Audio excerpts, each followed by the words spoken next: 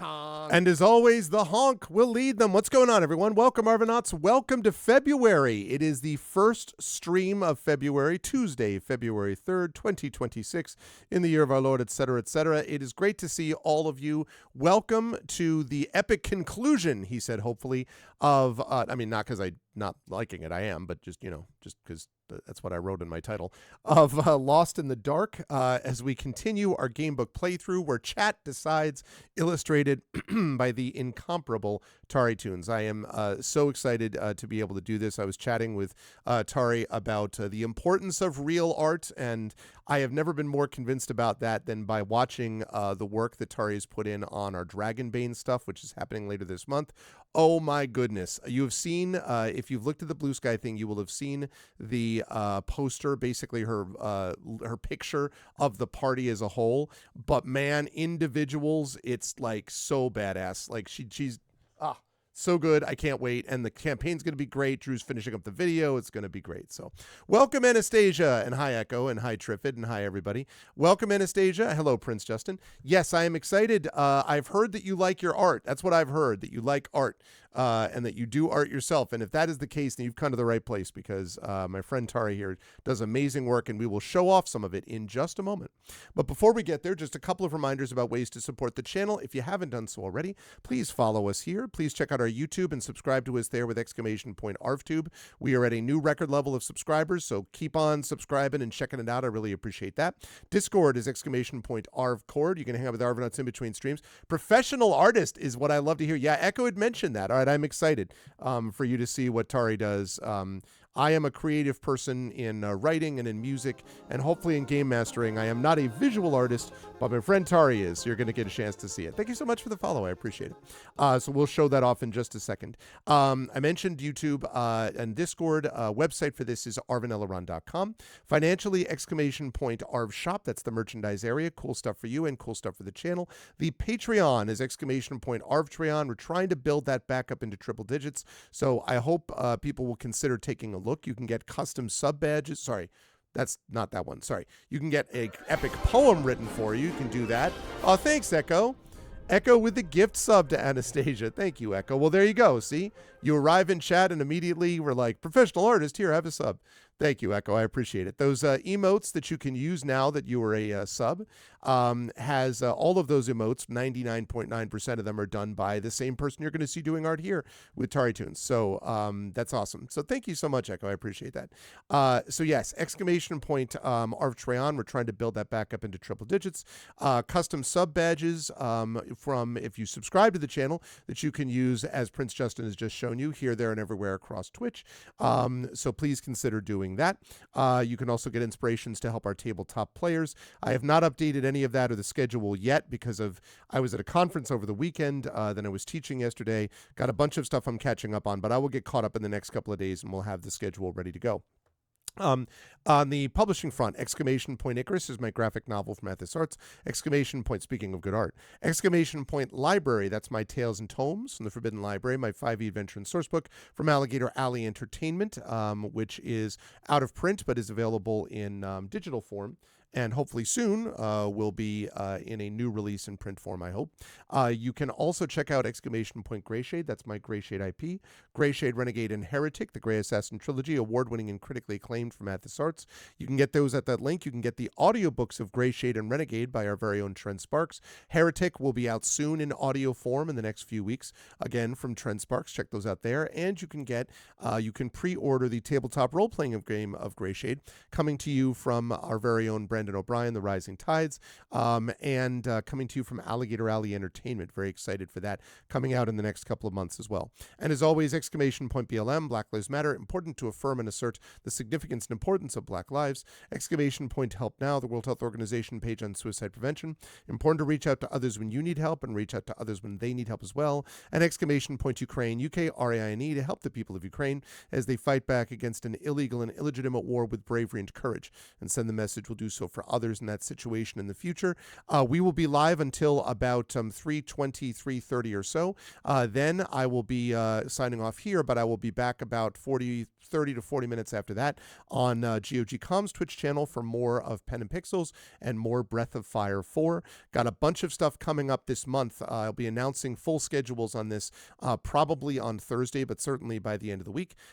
We have got the new campaign of the 13th Icon, which will be GM'd by one Prince Justin. That is launching later this month. We have got the new Dragonbane campaign that I was raving about Tari's art for. That will also be launching later this month. And it will be launching in this time slot, actually, on Tuesdays. So I'm very excited for that. Dragonbane is going to be amazing. These players and characters are going to be awesome, so you'll definitely want to check that out.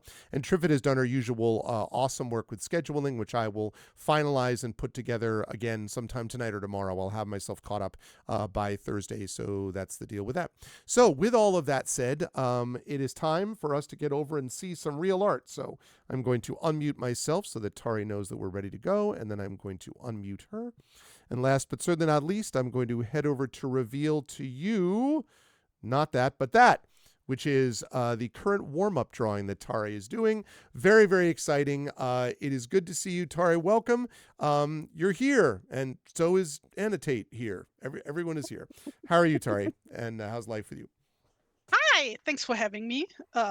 Things are good. Just had my coffee, which helps. That is good. Yeah. And also, I'm incredibly excited for Dragonbane, which launches, as Triffid says, hopefully in 1 week. It looks like. I have to double check and finalize everything, but it looks like it. We have announced the name of this. The name of the campaign is Secret of the Dragon Emperor. Which means that, chat, there may be a Dragon Emperor and there may be a secret. I mean, I don't want to spoil it, but, I'm just saying there may be some of that. Hey, Caro. So there is no truth to the rumor that there may in some way be a crossover here happening between Annotate and a certain obsession that Tari has at the moment with both ducks and personal characters. at the moment. For like months now. It was such an easy, and actually you were feeling that way before I told you about Dragonbane, right? Was it that, or was it after I told you about it that you got obsessed? That was after. Like, I always enjoyed cartoon ducks. Who doesn't? Like, especially I've always been a massive fan of Alfred Jodokus Quack, which is probably not known, I think, to anybody in the US. I haven't heard of it, but I heard the Quack. It's a Dutch, German, Japanese co-production from like the 80s. Okay. Like, basically was music written by Herman van Veen, which is a Dutch musician. Oh, wow. Okay. Artwork and character design by Harald Ziepermann, which is the late and great Harald Ziepermann, who was one of the big character designers at Disney, but that one was like apart from Disney. Like, he, for example, did like all the a lot of the character designs for Tarzan. Oh, okay. That movie, yeah. And awesome. yeah, and I don't remember which animation studio in Japan like was commissioned with making this, but yeah, it's like this really charming and super dark cartoon about like which like it was like a proper mission statement about like teaching children about difficult topics. Okay. Like death and racism and all that stuff. Like, not all of it has aged super well in hindsight, because it's from the 80s. I mean, yeah, I was gonna say, welcome to the 80s. At least, yeah, but like still, like certain of aspects of it are like so good. Like, they have like a whole arc which is like about apartheid. Oh, interesting. Which was like very relevant in politics and Dutch politics at the time. Sure. So I mean, like, there's literally a duck stereotype based on Nelson Mandela in the. Okay, so you had the main character gets married to his daughter. So so you had, oh good lord. Well, so you had it in you, is what you're saying, to be interested in ducks. But so now Tari is going to be playing a duck, playing a mallard. I cannot wait to introduce some of the character. Like, what is cracking me up is when you meet undeveloped Bruce's character and learn of undeveloped Bruce's character's relationship to Tari's character. It's very funny. It's going to be a very Beowulf was a very sort of a darker kind of feel to it. I'm very quiet today. I am. Are you? I don't. Sound fine on my end. Are you sure, Kara? I mean, I'm not disagreeing with you, but I'll turn myself up a little bit, but I think I sound the same. Anyway, so Echo says you're good on my end. You're good. Not to me. Okay. I don't know. But anyway, so Beowulf is a much more sort of compared to Tari, I'm quiet. Well, so but like Beowulf was sort of a darker and a very different vibe. Dragonbane is not like all like, you know, hilarity ensues all the time. Like there will be some serious moments, but it's very much more brighter colors, if you will, a little bit less like a little bit less shades of gray, you know, in every respect. A little less gray shade. A little bit less gray shade. I mean, listen, you should get your gray shade elsewhere, for example. But, so anyway, yeah, so I'm very excited to get that campaign started. And as a reminder, when you come here next Tuesday, you will not only get a chance to see, we've already done our session 0. This will be our session 1, but Tren Sparks, one of our players, has not filled out the stats for the character he's playing, which has been announced is Chuff, a wolfkin. So Tren's character has not been filled out yet in terms of stats. So we're going to get a chance to see how characters are created in Dragonbane in terms of statistics and so on. And then we will get right into the campaign from there, opening up and learning more about the Valley of Mist and about what awaits us and what this Dragon Emperor's secret truly is, you know, and figuring it out. Could make such a good pun, such a terrible pun in German right now. Oh, yeah? With the dragon Emperor, because enter is German for duck. You get it? So, I see. Well, you gotta throw it towards people of German ancestry. Okay, all those in chat who understand the ancestry German doesn't help. All those who speak German. Yeah, right. That's true. All those who speak German, is Tari's pun a good pun? Also works in Dutch, actually, the pun, so that also helps. Oh, all right. So they have to speak German and Dutch, or either German works. or Dutch. Yeah. All right, Caro, what do you think? Is Tari's pun a good pun? Go ahead and make it again, Tari. The Emperor. What do you think, Caro? Because there are ducks in the game. It's such a good joke. I'm waiting for Caro to just go ... just across the screen. Yeah. Instead, Kara's like, sorry, I missed it. Have been eating loudly. Okay, do you want to? All right, you're gonna try one last time. This is getting better and better every time. It becomes funnier every time you say it. Emperor, E-N-T. Like the ends from Tolkien. Emperor. Get it? Get it? Thank you, Triffid. Thank you. Triffid throwing in the lol for everybody. Yes. Kara's like, yes. Outstanding. Listen, we're all about the puns here. That's the way it works. Last night I was watching Curse of Strahd, which is being played on our friend Russ. Some of the channel will be familiar with Russ. Russ is playing in DM Tazi's Twitch stream of Curse of Strahd, and they were fighting an animated broom. I, having run this campaign, know this fight very well. But so there were a lot of broom jokes to have, and so immediately you can imagine when given the opportunity, I was like, the broom bristles at your depravity, and like, there's no need to sweep my puns under the rug and everything. It was great. And it went on for about 10 minutes, and the DM was just like head in hands for much of it. And I'm like, good, my work here is done. Outstanding. It's going to be great. I used to have a relatively short-lived tabletop group where puns were banned, basically. Yep. Like how back in the day people used to ban Monty Python quotes at the game table. But you can't ban them. They live anyway. They're there in the background, No, we had instead of a swear jar, we had a pun jar. In a pun jar.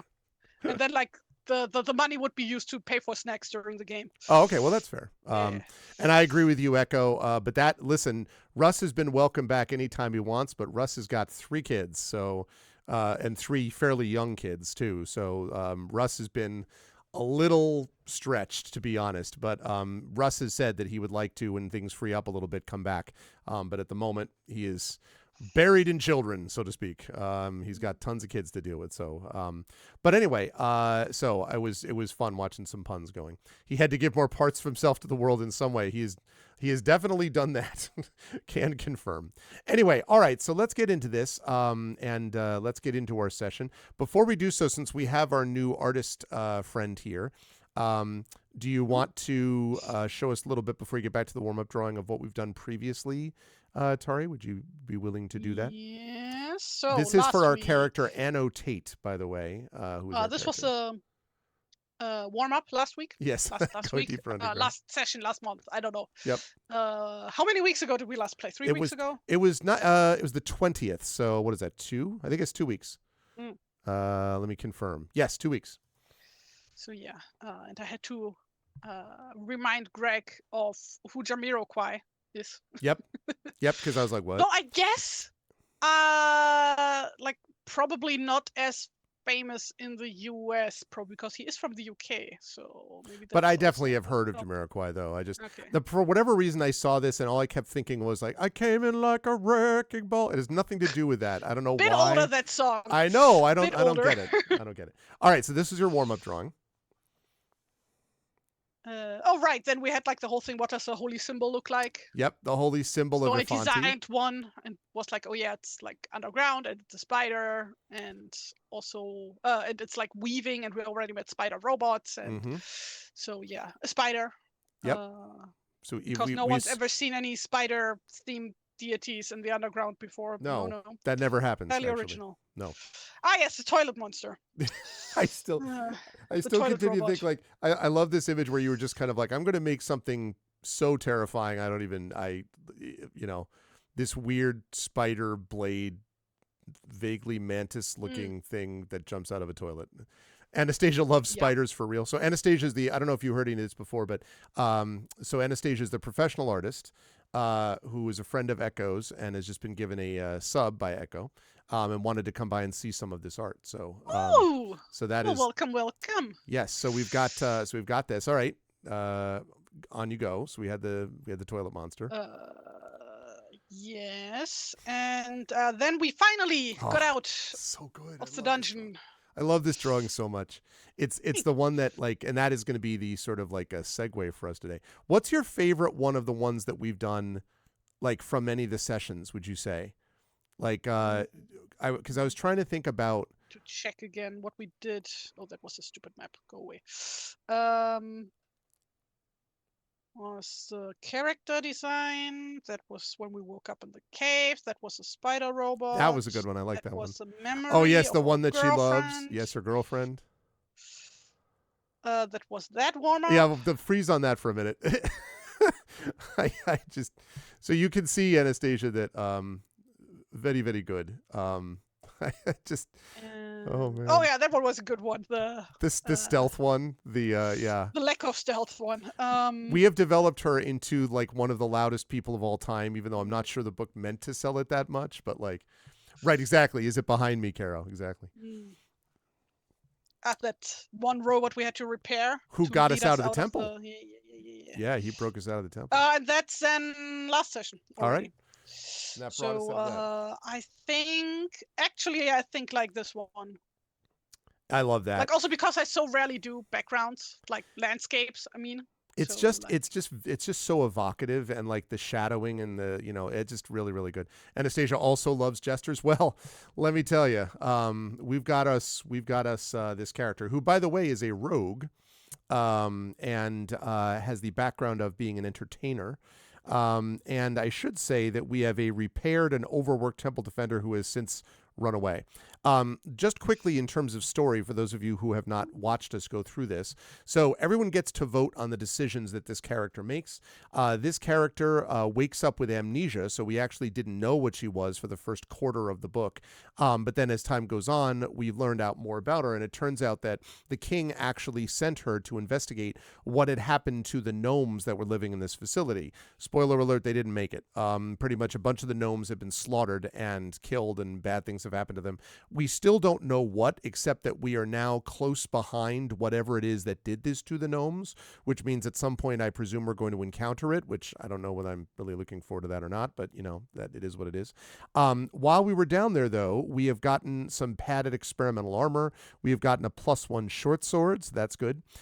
We have gotten a variety of things, which I won't go through here, but we have a bunch of things that we found. We also have gotten our proficiencies. We have a strength of 8.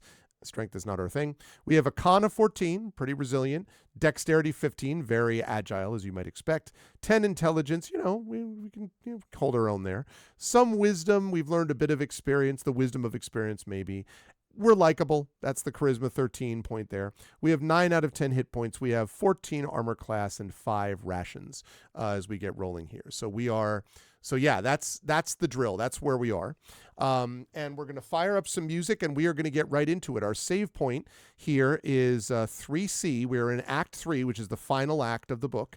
And so, yeah, let's see where we're at. So as far as the music is concerned, let's see. Can we do Morrowind? Sure, absolutely. I'm in the mood for listening to the Morrowind soundtrack. We can certainly. Sorry, everybody. We can certainly do Morrowind. So you don't want to do acoustic version of It Came in Like a Wrecking Ball? Just on no. repeat? I have to admit, I'm not a big Miley Cyrus fan. That is a Miley Cyrus song, right? Ball. I don't know if there's enough sarcasm for me to put into my voice to make clear that I'm not either. Okay. Yeah, it's also like when I'm not a fan of something, then I prefer to just not acknowledge it. Yeah. It's like it I'm not like the type of person who makes like fun about the thing all the time. I'm more like, okay, this doesn't exist. This doesn't deserve my brain space. Of course, no, that's exactly right. Okay, so I'm gonna put. And yes, I am a music snob. Yeah. I have so many opinions about music.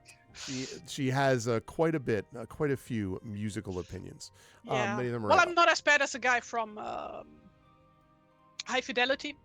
I think that's like I'm not that bad. Well, no, but that's on a whole other other level.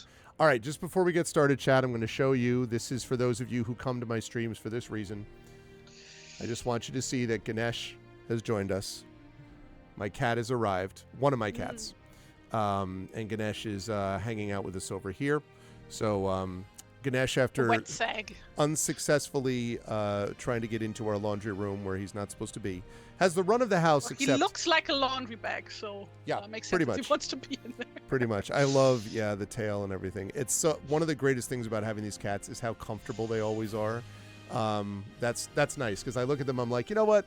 They have a nice, comfortable life. And they're good. They're really good cats. So that tail is fierce. Yeah, they both Siberians, and they absolutely love each other. If the orange cat shows up later, I will show them off. All right, there's that beautiful Morrowind music. Super cozy. That's what I like about it, right, Carl? Okay, chat. How is the music relative to my voice? Can you hear the music okay as we get started here? And, of course, it gets quiet just as I said that. All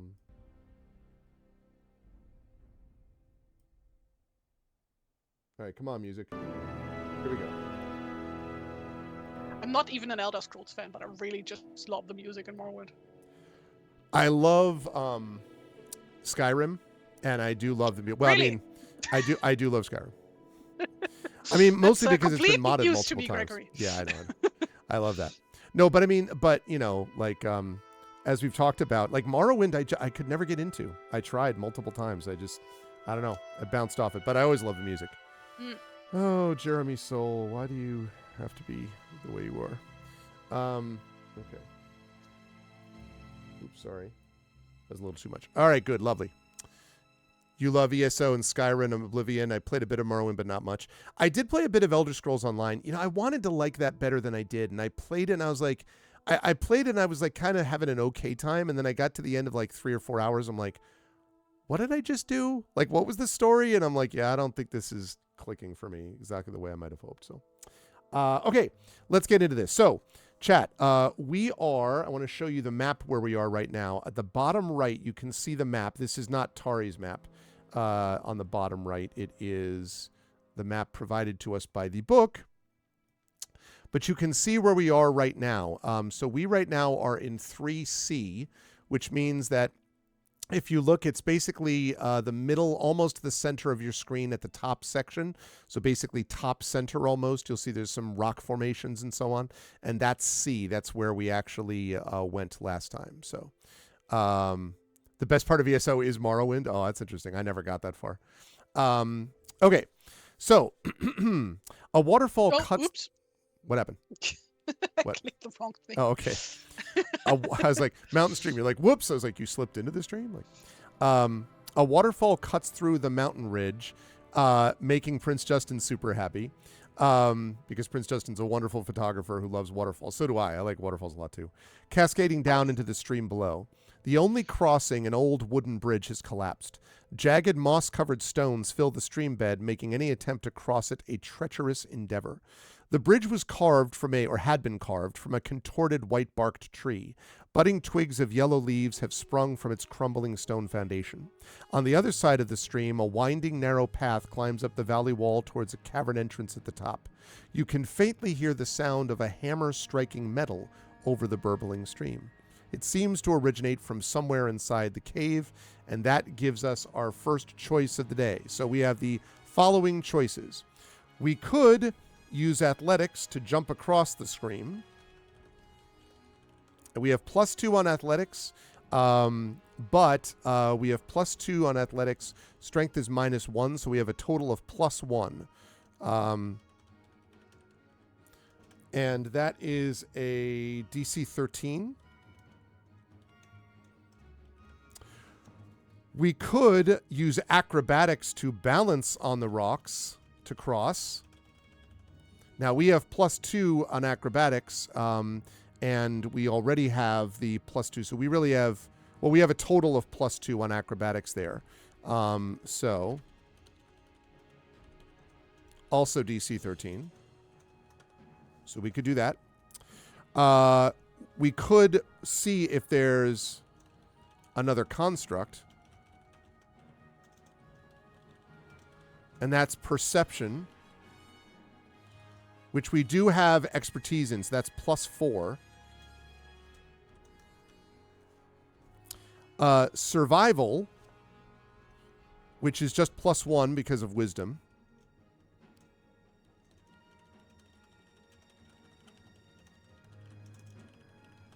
Survival, DC, what is that? DC 13. Or we can call out, which is not going to cost us anything. So here we go. What's up, Dark Sinner? Yes, I did see that. That Niagara Falls is partially frozen. And I just saw Niagara Falls again last year because World Fantasy was held in Niagara, New York. So I actually just saw it, what it was looking like. I've been to, Niagara Falls a few times. But that's wild to see that. Niagara Falls, and slowly I turned. Oh, is it step by step? You're talking about that one? Step by step, inch by inch. You had a friend email me and say, hey, aren't you going to Niagara Falls to photograph it? It is, yeah, it'll be too far, but yeah, it seems pretty awesome to imagine that. So chat, here are the votes. We can jump across the stream. That's an athletics check. We only have +1 on that. We need to get to a 13. That's if you want to do that, you type in $vote, $vote, all one word, space, and then the number 1. If you want to vote to balance on the rocks to cross, that's $vote space 2. That's acrobatics, so that means we'd be +2, D20 +2 to get to DC 13. We could try to perceive if there's another construct up there. We have expertise, that's +4. Again, it's DC 13, so we would need a D20 +4 to get a 13. Is there another way to cross? That's survival. That would be +1, trying to get again to a DC 13. That would be $vote space 4, or just call out, which is free to do. But again, if we don't want to be noticed, then maybe calling out isn't the best idea, but that's up to you. That would be $vote space 5. So $vote space 1 is jump across the stream. $vote space 2 is balance on the rocks to cross. $vote space 3 is looking to see if there's another construct up there. $vote space 4 is seeing if there's another way to cross. $vote space 5 is call out. So please get your votes in now. Maps are good. Hello in YouTube chat as well. Maps never change. No, they do change. All right, Chad is definitively behind this. Are we at the top or at the bottom of the waterfall? At the bottom, looking up. Okay. At least I believe so. Well, no, you know what? I take that back. Maybe not, because it's the stream below and the crossing. It's unclear from this description if the wooden bridge is going over the stream below. So I'm making the executive decision. There you go. At the bottom of it. My guess is that we're below it, actually, because there's a path climbing up the wall towards a cavern entrance at the top. So I'm guessing that it's below. That's what I'm thinking. Also, hi, Imaginary Exponent. All right, last call. Looks like chat is definitively. I like all these votes to start out. Good start, everybody. Going once, going twice. It's a cave next to a waterfall, not behind a waterfall. That's I know, right? You'd think that you ought to be able to go through the waterfall, as Caro earlier said. All right, we are going to perceive. So now, chat, I need someone who is willing to roll dice for us to begin with. Is someone willing to do the dice rolling today? Who would like to do so? You can do dice rolling in chat. Do not need to have physical dice to do this. All right, Caro. Caro, I am happy to have you on board. So, Caro, what we're going to have you do here is $ roll space, and then it's going to be D20 plus 4 is what we're looking for. And I have it all set up to be able to do, to be able to note what it shows in the dice roller, thanks to Effect Life's work. Yeah, we're fans of this method, Anastasia. Look, Caro starts out with the nat 20. Let's go. You perceive all. The whole thing just goes wireframe, Caro, and you can see everything everywhere. No, I'm just kidding. You realize that you are the one, and you step through the matrix. Okay, wow. Well, that was, you got that by a lot. Okay. You can't help but think back to your Lance Guardian in the caves. You strain to listen over the sound of the wind and water. Oh, and there's a sound effect. All right, here we go, chat. Only the best for chat here, okay? I'm going to give you... Tara, are you ready for this baller sound effect we're about to get here? God. No. I will never be ready. Ha-ha! You never heard sound effects like this. Okay. Incredible. You strain to listen over the sound of the wind and water. The hammer misses its mark. Okay, so clang, clang, clang, and then whoop! And then you hear, "Boggled brimstone!" A man's voice gasps in pain. After some time recovering, it continues hammering once more. That sound is definitely not a monster. All right, so we know it's not a monster. It's some guy, maybe a gnome, maybe a blacksmith or something like that. So we're safe without constructs. Could be a dwarf. Although, yeah, they were trying to save gnomes. You did give him the accent, so...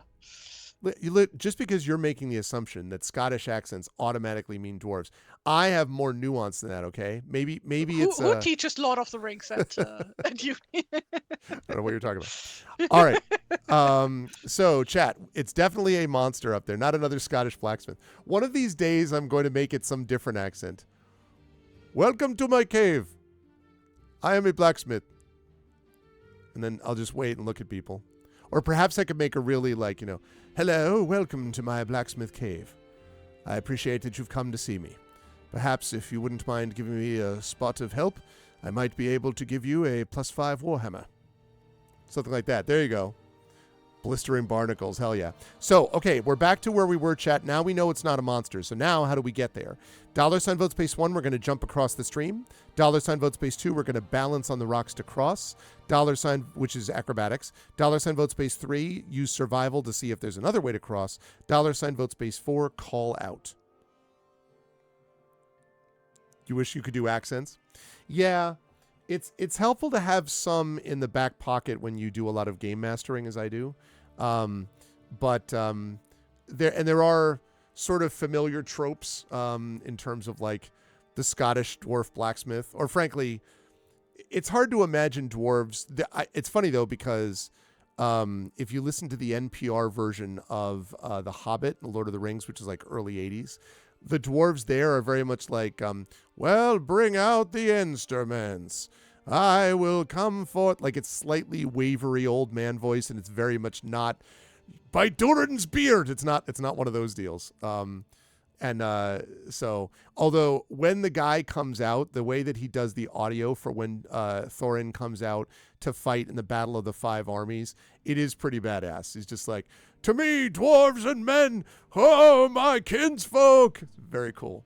And then the 5 people that they could afford to hire pretend that they're like 7,000 people. But anyway. Yeah, go. So we have a tie vote right now. Balance on the rocks to cross, 2 votes for that. Survival, 2 votes for that. And calling out has 1 vote. So we're going to need someone to break that tie. $ vote space 1 to jump across the stream. 2 to balance on the rocks. 3 to see if there's another way to cross. 4 to call out. And all votes are DC 13 except for the last one. The last one is free. But again, calling out may or may not be what you want. I don't know if you want to let people know that you're here or not. You might be. Take a look at the link you posted. Let's see. Oh, is this Anastasia's work? All right, let me see. Oh, wow. You know, you think anything like if dwarves would be like associated with any kind of accents, you'd think it would be like a Scandinavian accent or a German accent because, you know, they are from those folklores, yeah, mythologies and stuff like that. For sure, no. like the tropes are there for a reason, you know, in a way. This is good stuff. So this is wow. Okay, let me I'll do a link here for Tari to see. Just gonna give me imposter syndrome midstream. No, this is not imposter syndrome because it's a very different style from yours. Very cool, Anastasia. I mean, she's a professional artist, but so are you, and you're both doing awesome stuff. Link? Oh, that chat.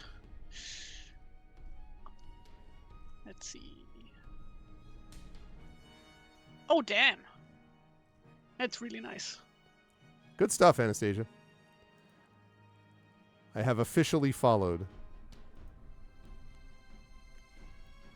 Good stuff. Hey, Nonstop. You don't recall me doing German or Dutch accents. Okay. Here's the reason why, okay? Because let's go. A Dutch accent, first of all, a Dutch accent, as Tari will know, is just weird. And a German accent, if you think I'm going to do a German accent within 1,000,000 miles of my German friends, such as TariToons or Pyronjade, guess who's never going to do that? I get enough shit for getting accents wrong, on things that are not either of our native languages, let alone German. Dude, when we went to London, and you like tried to pronounce some town name, and like I had no fucking clue what you were talking about. You had to like look up the word, I had to read it. I'm like, what? That's what you were gonna try to say? Well, because it wasn't like Heidelberg or something like that. No, it was like Dachau, I think. And you like said Dachau. And I was like, what cow? What cow are we talking about? Dachau. The cow. Because it's not, yeah. So I don't feel like getting grief from Tari the whole time. I have to do accents where I feel like I'm safer on my own ground. You know, the reason that I can do with some reasonable facsimile British and Scottish and Irish and Australian accents is because I debated those people for years. And so I got to sit in rooms as like Scottish people thundered at Irish people. And then I got to get up and be like, well, Mr. Speaker, I have, you know, because my accent would be like the most flat sounding, you know, nonsense, Mr. Speaker. And then I get up, I'm like, Mr. Speaker, that's nonsense. Like I sound like the most, you know, Canadian Midwest, you know, mid-country accent you can imagine. So anyway. German has perfectly reasonable pronunciation rules, unlike English. All I have to do whenever that happens is I have to be like, it does, and has ridiculous capitalization rules. Like, it's a language... It's literally like first word of the sentence, names, and nouns. Mm-hmm. And yeah, that's it. Yeah. Just like, it comes off, yeah. Well, French isn't, let me tell you, if you just speak this way... and add a little bit of gravel to your voice, you automatically have French. You got to imagine an accordion in the background. Ah, mon chéri, here I am speaking loudly in an accent that people will automatically hate. So You wrote a how to play a German character as a non-native speaker. My answer to that would be don't start. It's like what for me. No, but I honestly like you can do a lot of accents subtly, but if you're trying for the sort of trope style one, then you've got to be super careful. It is amazing how many accents I hear people use that start as allegedly maybe Eastern European, and then somehow in the middle we end up in New Delhi. Like somehow we've gotten to India. All east of here. So right. Shatter Mage. What's up, Shatter? Oh God. So it'd be Ven. Is when Tari is W in German? Is that V or W? Depends. Well, so in this W-E-N-N. case it's Ven. So Ven dein Deutsch Schlechter? Schlech. Good God. Like in Loch, in Scottish Loch. Okay. Schlechter als, and then als. Als. Oh God. What? Als. Ice. Okay. Als. You already had it. Ice. Fine. And then what's IHRE? No, als. Eyes. You already had it at the first time. Als? Yeah. Oh, okay. Fine. Right. Like, we're English not expecting you to get it perfect. It just needs to be at the point where we can understand what you're saying. And then, werden Sie English sprechen? Is that? Werden Sie. Werden Sie. Okay, sorry. Sie. All right. Like XYZ. When your German is worse than your English, you should speak English. Yes, that's exactly what I'm saying. And yes, Echo, Dragonbane starts next week. If all goes well. That is a plan. That's the plan. And if that doesn't work out, then on the, 23rd? Let me double check. Right, yeah, that's a good point. It is second tentatively for next week. It should be. We'll know better in the next couple of days. Okay, so it looks like in the midst of everyone talking about languages that we have decided to balance on the rocks to cross. Okay, so Caro, if I could ask here for... Then if I could, so if you could please roll for me a D20 and acrobatics +2, so that works. So yes, so acrobatics +2, if you could do that would be lovely. Oh wait, no, actually I take that back. That should be +4. I have these wrong because proficiency would be +2, and you also get +2 for the dexterity, so it should be +4. So D20 +4. And that is, so actually add another 2 to that. So it should be 17. That probably will be enough, I would suspect. You leap from one boulder to the next, nearly slipping off their mossy surfaces. On the final jump, you hurl yourself over to the stream bed, landing safely in the mud. Now we proceed, chat, to the sleeping cat. No, we proceed to the sleeping mithril vault. The masterwork of interwoven geometric motifs and filigree accents that decorate the mithril vault must have been a sight to behold in its prime. The outer protective plating has been damaged, exposing the mechanical inner workings to the elements. The mithril vault door that guards the cavern entrance lies open. A portly gnomish man with thick multi-lensed glasses furiously repairs the door's inner components. The singed tips of his lightly coiffed hair, long mustache, and goatee wobble as he works. You know this man all too well. Tinker Erland. His hammer misses its mark, striking his thumb. Confounded! He roars in pain. Ariane nurses his poor thumb, uttering every gnomish curse he can think of. He still has not noticed you. Erland, you persist. He jumps, startled by your presence. Ah, great gods, child, how long have you been standing there? Erland pulls you to an embrace before taking your face in his hands, inspecting every inch of it. Ah, it's good to see you, he says. With a quick pat on your cheek, Erland returns to his work. So, he says between hammer blows, where you been off to? I found myself in a dark cavern below the mountain, and I thought, Erland, what are you doing? Erland kicks the door. I'm trying to fix this wretched thing, and I'm failing miserably. I can't even get it to close properly, let alone lock. It'd go much faster if I had the right tools, but I lost my set in the fog, he grumbles. Well, why bother with it at all, you ask? Get the vault closed and go. Those were my instructions from Barrett before he and Hammerfell disappeared into the fog. I haven't heard from him since. I promised him I would restore Yolante's vault, and I intend to see this through. Sparks leap from this door on a puff of black smoke. Erland mutters a curse under his breath. Good goggles. Before flicking another set of lens over his eyes to inspect the inner mechanisms. To the right of the vault door, you find Erland's small encampment. A woven bedroll, backpack, and cooking fire are sheltered beneath overlapping slabs of fallen rock. Notes about the construction of the door have been scrawled across the stone and dirt. Must have run out of paper again. At the manor, whenever Erland ran out of paper, he would continue his thought onto the desk first, then move on to the walls. What color is mithril? I always thought it was grayish, basically silver. Yeah, silver gray. The internet doesn't have a definitive commission to draw somebody wearing a chest piece made out of it. I would say shimmering silver gray would be my answer to that. Well, in D&D, and this is D&D based, even if not official, it's silver. As by one of the novels called what is it? The Silver Streams in English, I think. Could be.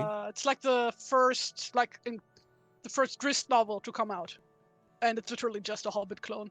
It's not very good. Mm-hmm. What a surprise!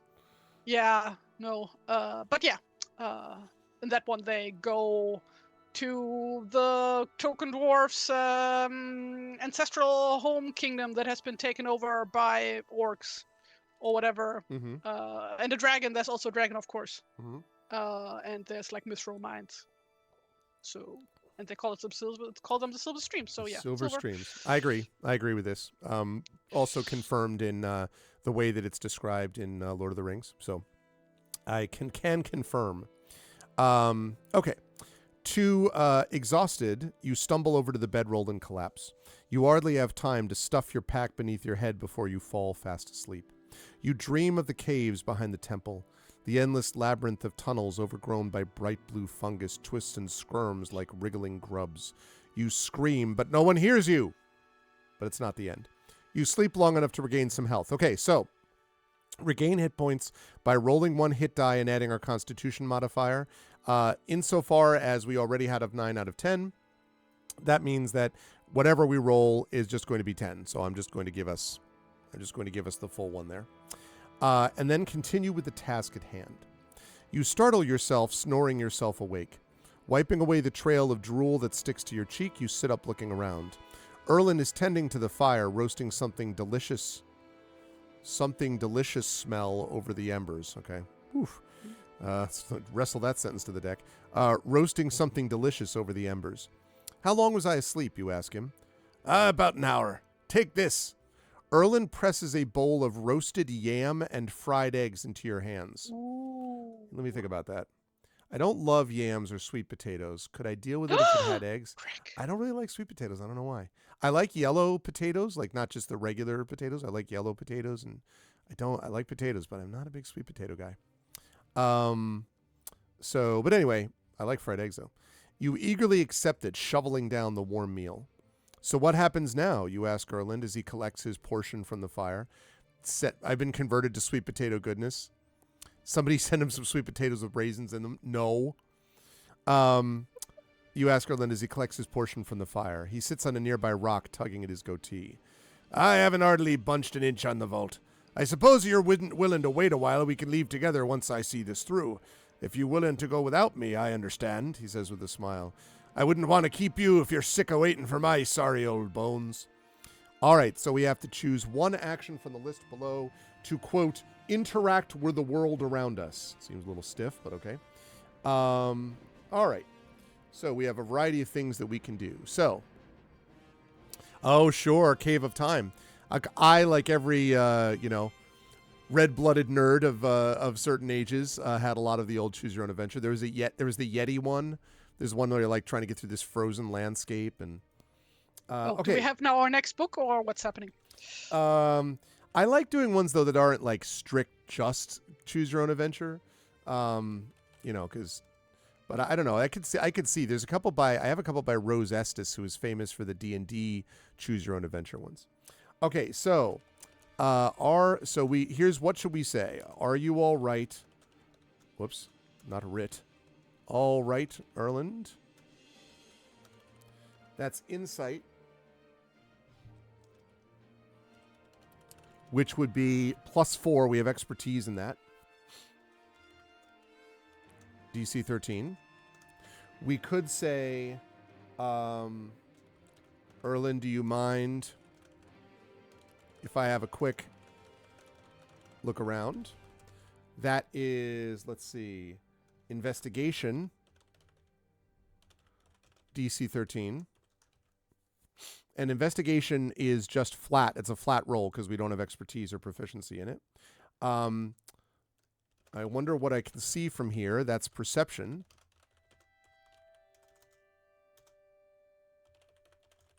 DC 13. Let's see. I don't think we found... I want to double check and see if we found... No, we never found him. I was talking about finding this character, and we have not found the character that they're asking about. So, okay. Let's see. I've got to see the breach for myself. Proceed to the breach, which is a different section in the book. Geez, did we find Hammerfeld? I don't think we found Hammerfeld either. That does not ring a bell. Yeah, I don't think we did. So, so then we have question, which does not require a check. Maybe there's something I can do.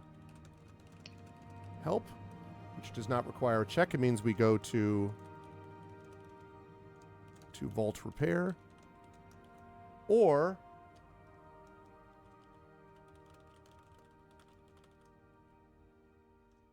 we'll leave together. All right. So here we go, chat. A lot of choices on this one. $ vote space 1 means we ask Erland if he's all right. That means we have to make an insight check, which we do have expertise in, so that's +4, trying to get 13. $ vote space 2 means we say, Erland, do you mind if I have a quick look around? That's investigation, DC 13, but that's a flat roll. Now remember, when I'm giving you these choices, I'm telling you both what our abilities are, but also maybe you want to look around even though we don't have like an advantage in that particular skill. So just be aware of that. I wonder what I can see here from here is perception DC 13. We have expertise in perception, so that's also +4.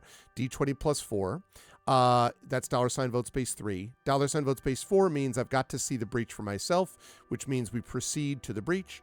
$ vote space 5 means we ask him where are the others.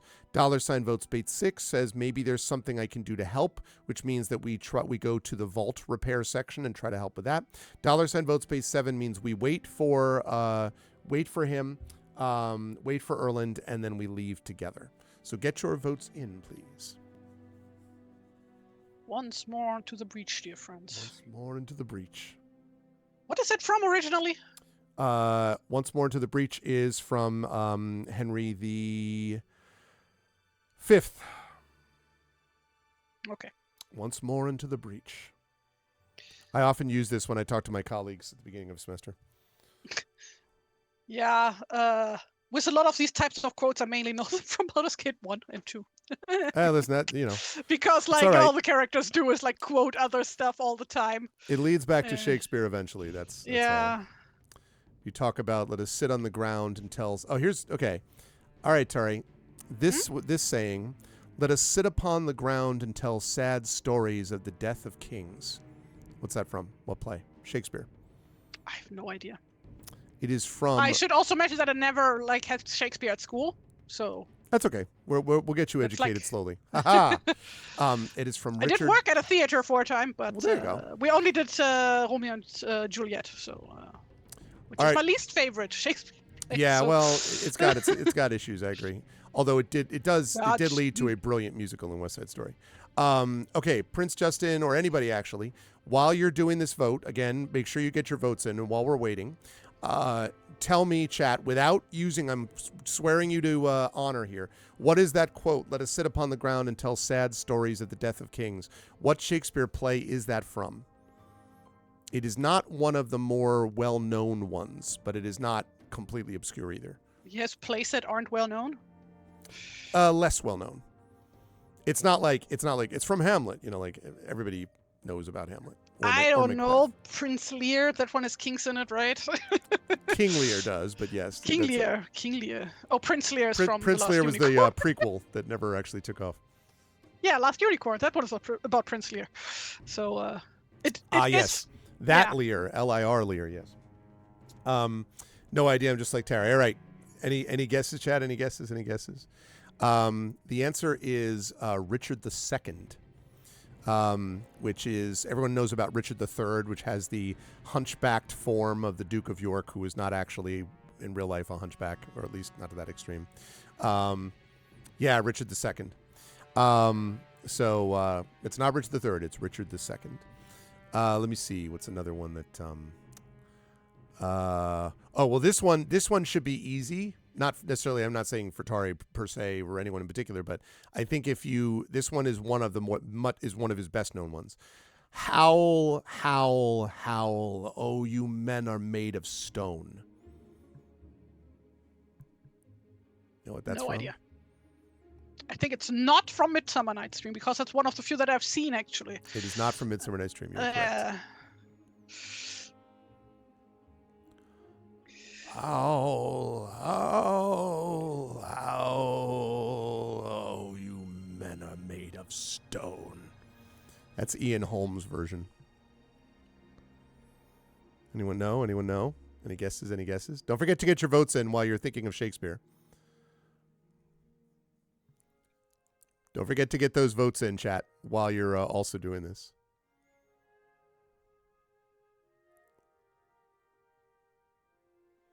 You'll win the highly coveted Arv Respect Prize for getting that. The famous one. Who needs Hugo Awards or whatever? Well, I do, actually. It'd be nice. I wouldn't mind. You want to say Tempest or Lear. Prince Justin has narrowed it down. It is correct. It is one of those two plays. But which one? Which one? Is it Tempest or Lear? I love the Tempest.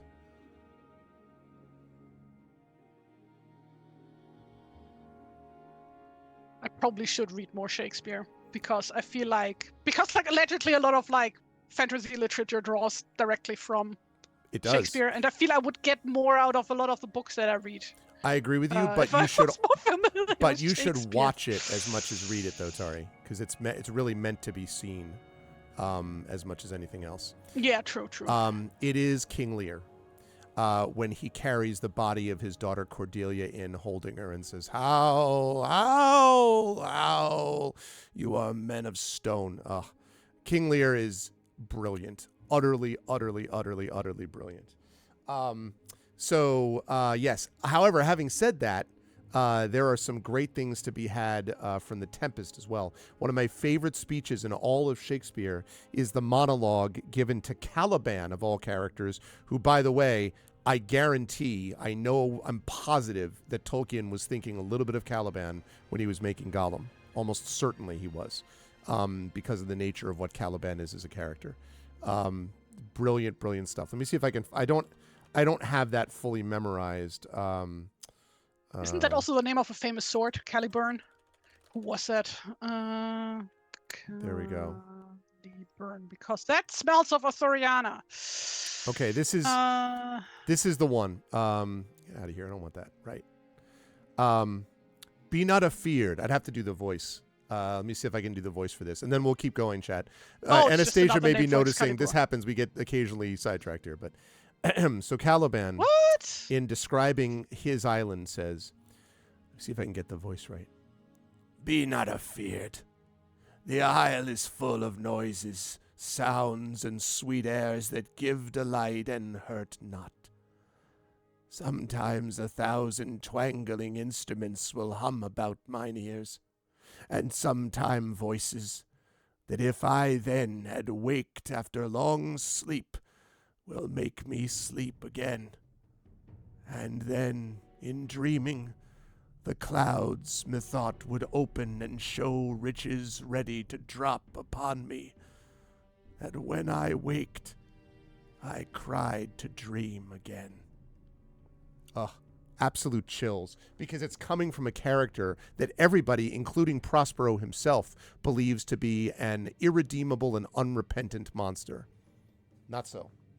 not so. I absolutely adore that speech. Also, oh, and I have to see if I can find this. I should not do it because I think I'm good at reading, but this particular one that I'm thinking of, I saw freaking Ian McKellen delivering this, and with respect, Ian McKellen. Let me see if I can find this one. Do I have this one here? Is this the one? Yes, it is. Okay. I'm going to show this. I'm speaking of executive decisions. As Tari is working on this art, I'm going to stop this for a minute, do the music for a minute, so we can listen to this one, because this is directly relevant to what we're dealing with literally right now. This is a speech from a not well-known play that is somewhat disputed in authorship, but almost certainly was partially written by Shakespeare. In fact, it's one of the few manuscripts that we think was actually written in Shakespeare's handwriting, at least parts of it, in the British Library. And it's a play called Sir Thomas More, after the famous figure Sir Thomas More, who is attempting to quell essentially a race riot. These people are trying to drive out what they call strangers, who we know to be immigrants, is what we would call them today. And here is the example that he gives. Let me pull this up so we can look at this. And Tari can, if you're on the stream, Tari, you can watch this as well. This is directly relevant to what we're doing right now, or what we're dealing with right now in the world. Okay, so here it is. And I saw this, I knew about this play, but I had never seen this version until just a couple of weeks ago, and oh my God. All right, so I'm going to do it this way. All right, McKellen, so I've set it up for you. Now watch this master work, reading the works of a master. In the British Library is a manuscript of a play about Henry VIII's Chancellor, Sir Thomas More. It's partly in Shakespeare's own handwriting. And this is the extraordinary speech he wrote as Thomas More quells a race riot in the City of London on May Day, appealing to the mob to consider the plight of the foreign immigrants. The strangers should be removed! Grant them removed. And grant that this your noise hath chid down all the majesty of England. Imagine that you see the wretched strangers, their babies at their backs, with their poor luggage plodding to the ports and coasts for transportation, and that you sit as kings in your desires, authority quite silenced by your brawl, and you, in ruff of your opinions, clothed. What had you got? I'll tell you, you had taught how insolence and strong hand should prevail, how order should be quelled, and by this pattern not one of you should live an aged man, for other ruffians, as their fancies wrought with self-same hand, self-reason and self-right, would shark on you, and men like ravenous fishes feed on one another. You'll put down strangers, kill them, cut their throats, possess their houses, and lead the majesty of law in Liam to slip him like a hound. Oh, desperate as you are, wash your foul minds with tears, and those same hands that you like rebels lift against the peace, lift up for peace, and your unreverent knees make them your feet to kneel, to be forgiven. Say now, the king, as he is clement, if the offender mourn, should so much come too short of your great trespass as but to banish you. Whither would you go? What country, by the nature of your error, should give you harbour? Go you to France, or Flanders, to any German province, Spain, or Portugal, and anywhere that not adheres to England? Why, you must needs be strangers. Would you be pleased to find a nation of such barbarous temper that breaking out in hideous violence would not afford you an abode on earth? Whet their detested knives against your throats, spurn you like dogs, and like as if that God owned not, nor made not you, nor that the elements were not all appropriate to your comfort, but chartered unto them. what would you think to be thus used? This is the stranger's case. And this, your mountainish inhumanity.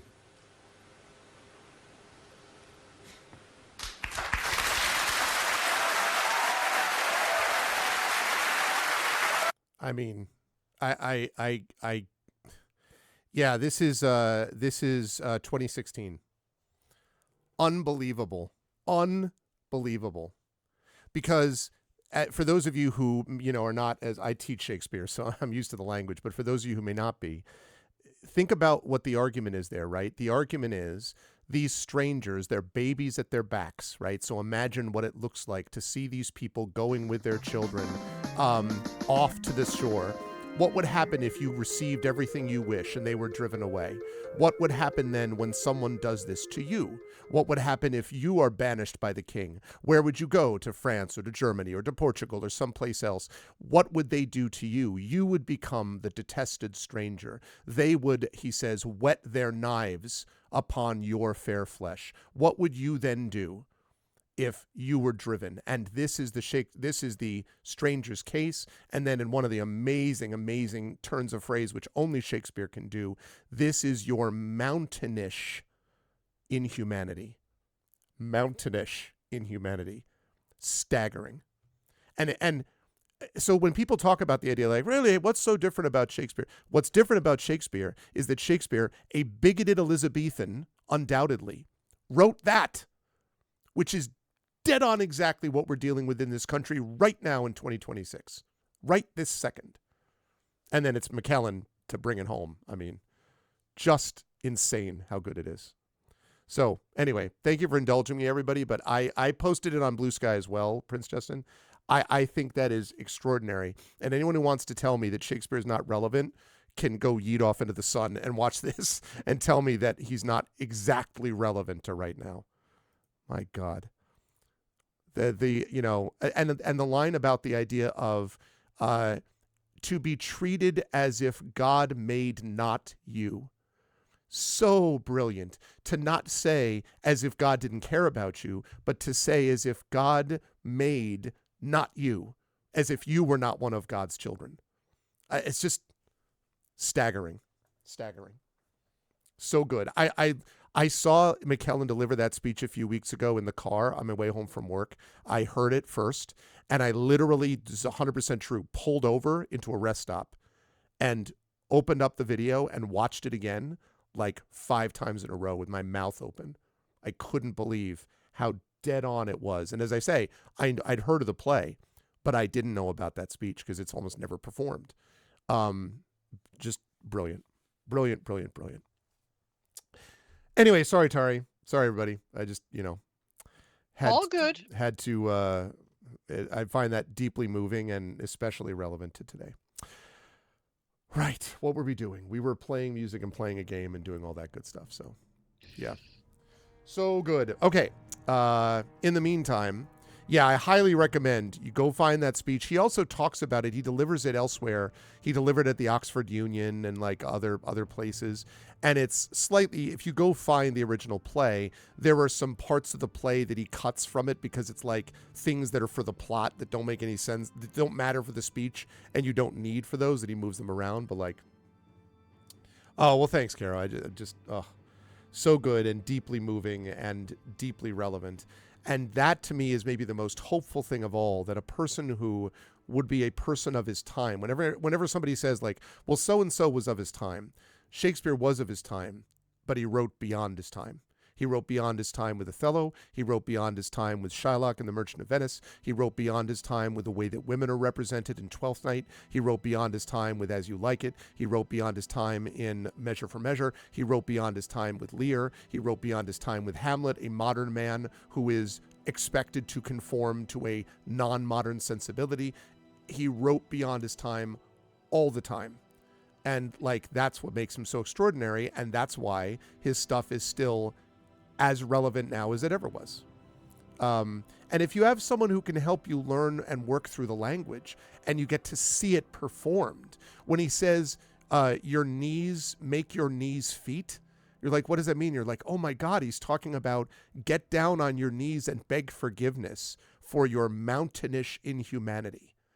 Like, that means the same thing. Well, yeah, but if you say make your knees feet, you instantly understand that, right? You're like, oh, that's what he's referring to. And the idea is that there is a immediacy to the moment. So anyway, I'm now officially being pulled into a Shakespeare course, and I wasn't trying to do that.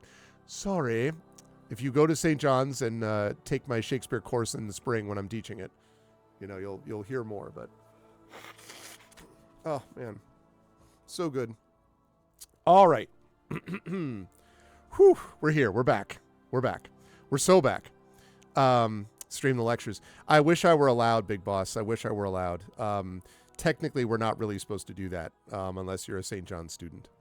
But I've definitely done some of these things and, recorded many of the classes over time. So I might, I could do a series of things sort of like let's talk about, a given work. I could try to do that maybe at some point. So Shakespeare originated drag, which is one of my favorite art forms. Well, not just Shakespeare, to be honest with you, Anastasia, but a lot of people in the Renaissance, because of course women were not actors on Renaissance stages at the time for the most part, certainly not in public companies. That was boys playing women. And so by definition, a lot of them became were dressed in drag. I think that might be a bit of a misunderstanding with he originated drag. No, he probably made it more popular. No, that's what I was just saying. To assume drag was already a thing. That's what I was just saying. Yeah, that's what I was just saying. Was that it was a variety of Renaissance dramatists, but he did though expand some of the way we understand its use because of his character. So in As You Like It, Rosalind essentially plays a non-binary character. Essentially, Viola, obviously in Twelfth Night, dresses up as her twin, as a man, so that she can pass as a woman. So there's all of this stuff being talked about in those things. So, oh, you're speaking about the word. Yes. So, and men played women in the Greek plays. That's true, Trivid. Although, to be clear about the theater in ancient Greece, that's true. There is, however, some question again about whether some of the less public, because most drama was done in public festivals like harvest festivals and things like that. There's been some suggestion that private work may have involved women as actors, possibly. That's the Odai. But the word drag originates from his works. That's right. That's right. I mean, that's the other thing too, man. Shakespeare, how much language that we have in English is pulled from Shakespeare in some way, or phrases or things like that. Everyone thinks about to be or not to be, but even think about the work of Macbeth when I can't remember now if it's Macbeth or Lady Macbeth actually, because I don't teach that play very much, but says talking about how much blood King Duncan had in him when he was killed, and says enough blood to turn the multitudinous seas incarnadine. So the many seas turn them red. You could just say, turn the seas red. But the multitudinous seas incarnadine immediately gives it weight, because this is a king's blood that is being shed. And so, by extension, the blood of a country, not just the blood of a person. So, good stuff. Also, hi, Big Boss. All right. Sorry, everybody, for the multiple digressions. I keep saying sorry, but I love Shakespeare so much. Okay. And if you get Tari and me started on Tolkien, we'll do the same thing, because Tolkien and Shakespeare are pretty much the same way. In the meantime, I would like you all to take a look at the incredible art being done with, and it's appropriate because it's taken us this long for Annotate to look at how to get across the bridge. But no, quite right, Anastasia, about the word drag. Okay, so I actually saw, by the way, Anastasia, there was a production of The Pirates of Penzance in New York City done by the Roundabout Theater Company last year, which set it in New Orleans. So first of all, that was cool. I like Gilbert and Sullivan, but the person who played the main, not the woman, not the love interest for Frederick, but the woman that in the movie was played by Angela Lansbury. I can't remember the name of her character. But anyway, the one who played that was a famous drag performer, actually in that goal. So it was very cool. Yeah, I know, right, Dragon? I know. Yeah, for sure. So anyway, yeah, Anastasia, but it was drag, and I drag performer. I wonder if I can find, because I guess they were super well known. I guess. Let's see. At least in New York, they were. Penzance Roundabout Theater Company. Okay, here we go. Yes. And the actor who did it was David Hyde Pierce was in it. Some of you might know from Frasier.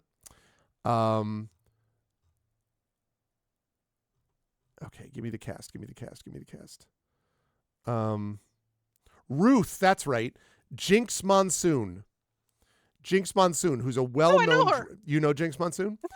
Yes. A two-time RuPaul's Drag Race winner. Thank you very much. 2 times. Played... I didn't know it was that recent. I was like thinking, oh, you're talking about some kind of thing that like happened in the, I don't know, 80s and like was super famous and everybody knows about it. Like, no, okay. That recent, huh? Yeah, and actually I didn't know that she was a Doctor Who villain. I didn't know that. Maestro, because I don't watch Doctor Who really, so I haven't watched in a long time. Yeah, and toured like I stopped performing. watching, I think, like halfway through the first season with Jodie Whittaker because my God, the writing is so bad. Oh, it's like infuriatingly bad. So yes, Anastasia Jinx. That's who it was, and so she was in this Pirates of Penzance production that I saw. She was good. Yeah, she was good in that role. Okay. So, we are going to go with the decision that Chat has made probably 20 years ago now. Poor Chat. Okay, I wonder what I can see from here. All right, so we need a perception check, Caro. So we're going to roll a DC 20. DC 20. We're going to roll a D20, but we are going to have, because we have perception expertise, +4. So D20 +4, if you would, please, Caro.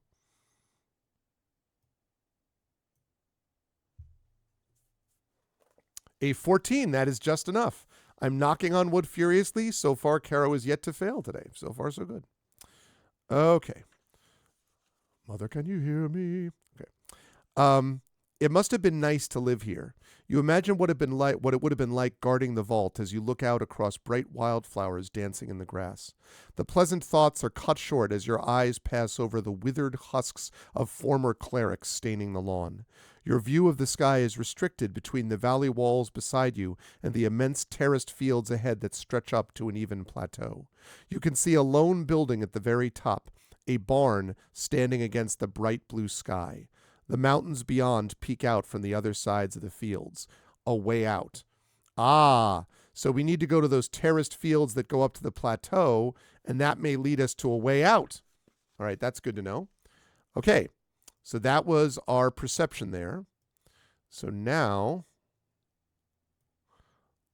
let's go with this. Let's go with that.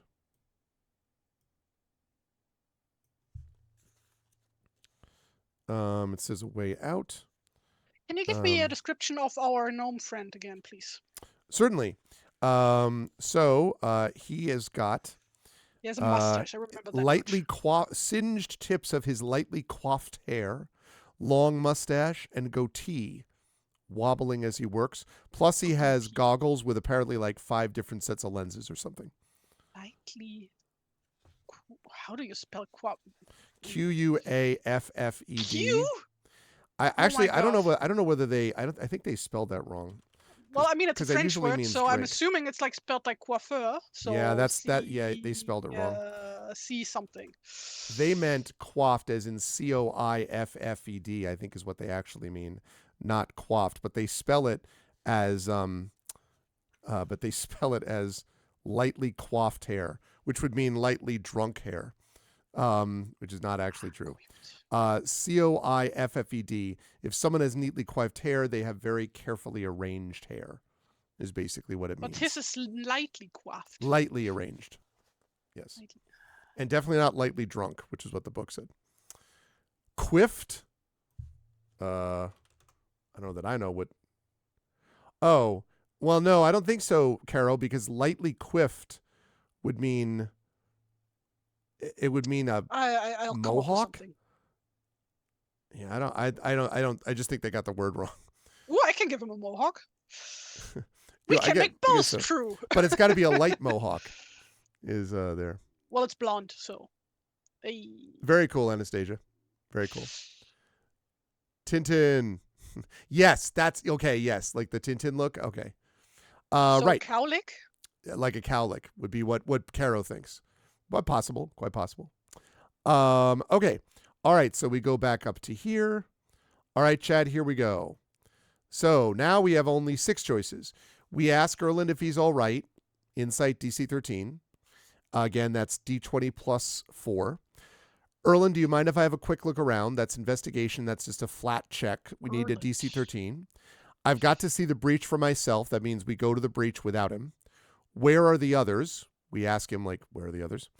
Maybe there's something I can do to help, which means we go to vault repair and see if we can help him repairing the vault. Or we wait around for him to leave together. So $ vote space 1 is we do insight to see if he's okay. $ vote space 2, we look around investigating the place. $ vote space 3 means we leave him behind and we just go to the breach. $ vote space 4 means we ask him where everyone else is. $ vote space 5 means we help him try to fix the vault. $ vote space 6, $ vote space 6 means we wait and then leave together with him. So go ahead and get your votes in, chat. Oh, and I see also that Oh my god, he's a hipster. one is run. You should just put a beret on him and like be done with it. Forget the hair. No, that's not a hipster. Those are beatniks. Different thing. Please. If you give him a turtleneck, give him a turtleneck then, and make him a beatnik. Still Turtleneck. beatniks. Hipsters are mustaches and undercuts and piercings and tattoos and holding a what are they local called? coffee Suspenders. shop, holding a local brew from a coffee shop. And I think that might just be specifically Berlin hipster type, but those are also have the canvas bags. That's like a very, very important thing. Canvas bags. Yeah, that was like a stereotype here at some point. Here, I say back home. I just put in a new OST for us, Tari. Yes, the music is over. It's still Morrowind.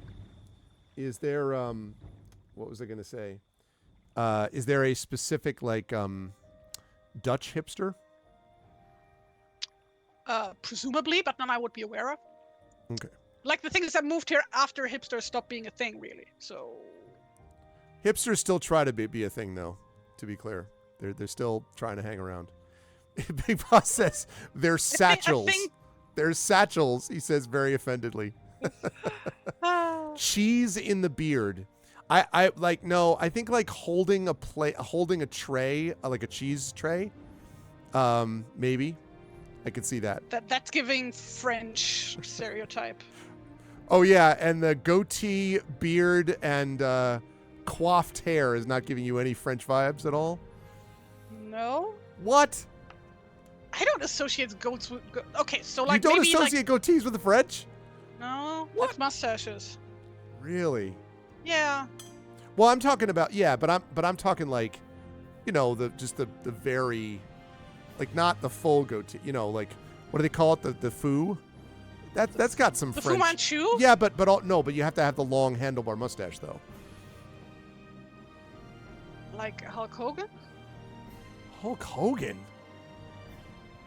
He didn't have a handlebar mustache. Wait a second. I have to Google what a handlebar mustache is. I don't know English beard names. I still can't get over the fact that you can't, like, that you don't call all facial hair beard. Can you imagine because a in German, French Hulk Hogan? all facial hair is beard.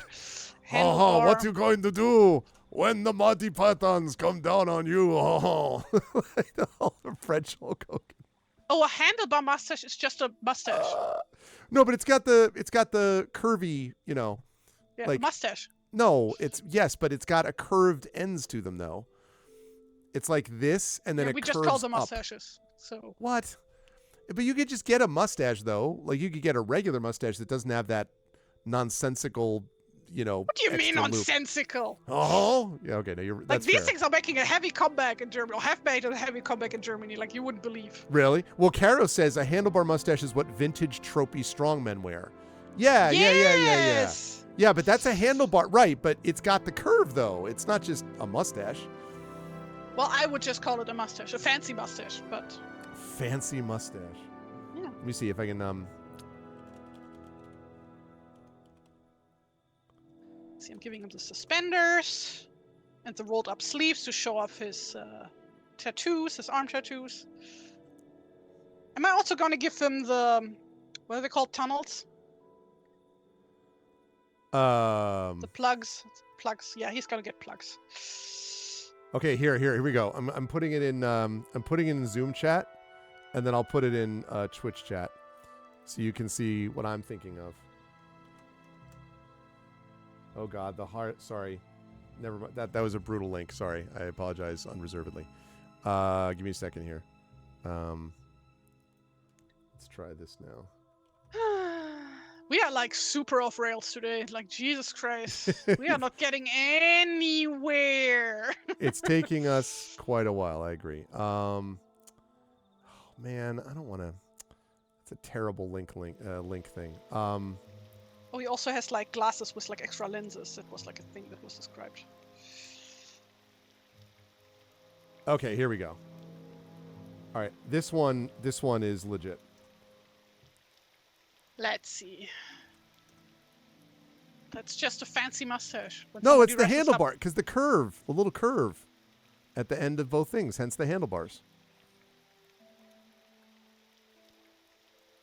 Like, if you cut those ends off, to me, that wouldn't be a handlebar. It would be a mustache, but it wouldn't be a handlebar. I guess. Yeah, I just like, I guess I mixed up handlebars with like, what are they called? Things on drawers to pull, drawer pull. Oh. Yeah. No, I know what you mean. For some reason, Yeah. I don't know. That kind of I'm just handle. stupid. Yeah. No, not at all. Okay, so it looks like, anyway, that's what I was imagining. But whatever you're going to make is going to be awesome. I just, like, as I keep looking, I just keep imagining him as more and more French, which is my own, that's my own mental Très bien. thing. Exactly. Oh, you like the way that my mustache looks, no? All right. Okay. So we want to find out if Erlin's all right. I also want to find that out. Okay, so insight check is +4. So, Kara, we need a D20 +4 to see if we can find out if Erlin is okay. Erlin, are you okay? Erlin, are you okay? Are you okay, Erlin?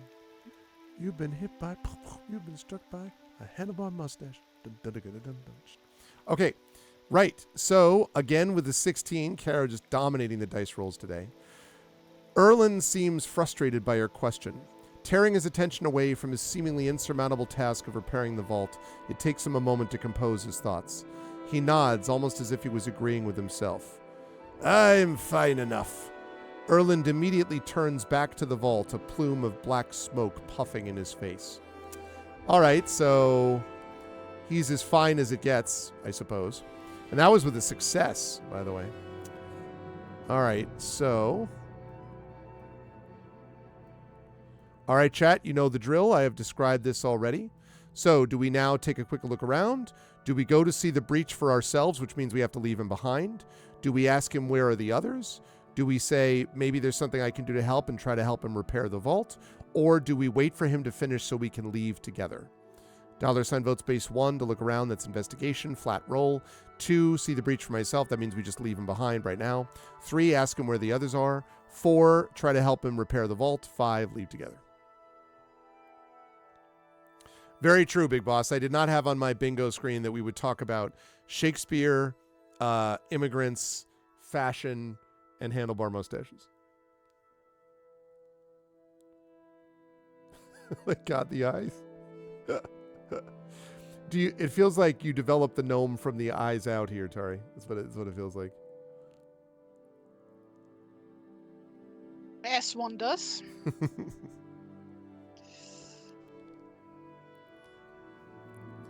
All right, this is going to be interesting. I don't know what our ability is as vault repair people, but hey. We might be able to help, though.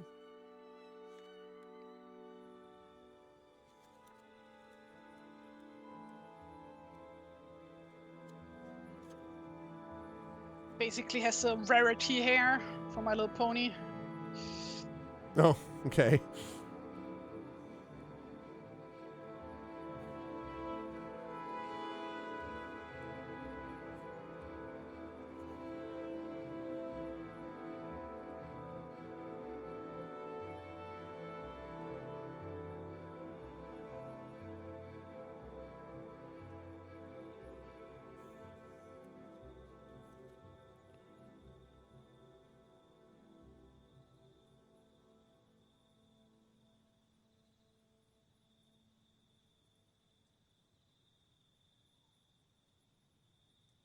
Okay. All right, last call, last call. Tom Bombadil is a gnome. Tom Gnomadil. Bombadil, Bombadillo. His head For is strength blue is and his near boots us. are yellow. Don't you be bothering my daisies now. Gathering for Goldberry. Old Man Willow. All right. So last call, last call.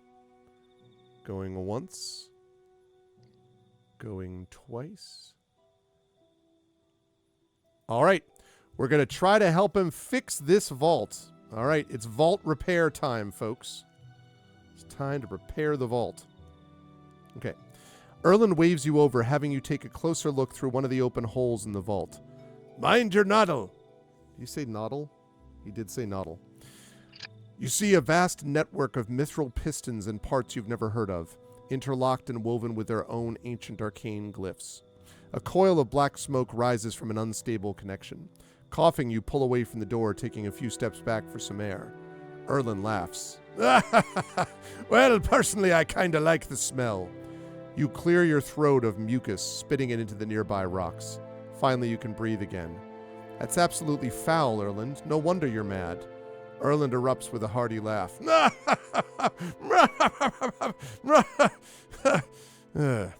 He clasps his hands together. Let's get to it then. All right, so now we have to decide. So what we're going to do here, this is one of the very, very useful parts of ArvBot Plus as created by Effect Life, is that we can save this poll.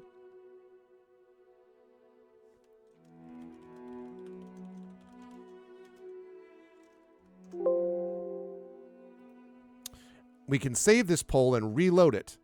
Now we clear it because now we're going to try to help him. So here are our choices. This is what we do to try to help him get this door working again. So we can do an Arcana check. What can I do to lend a hand?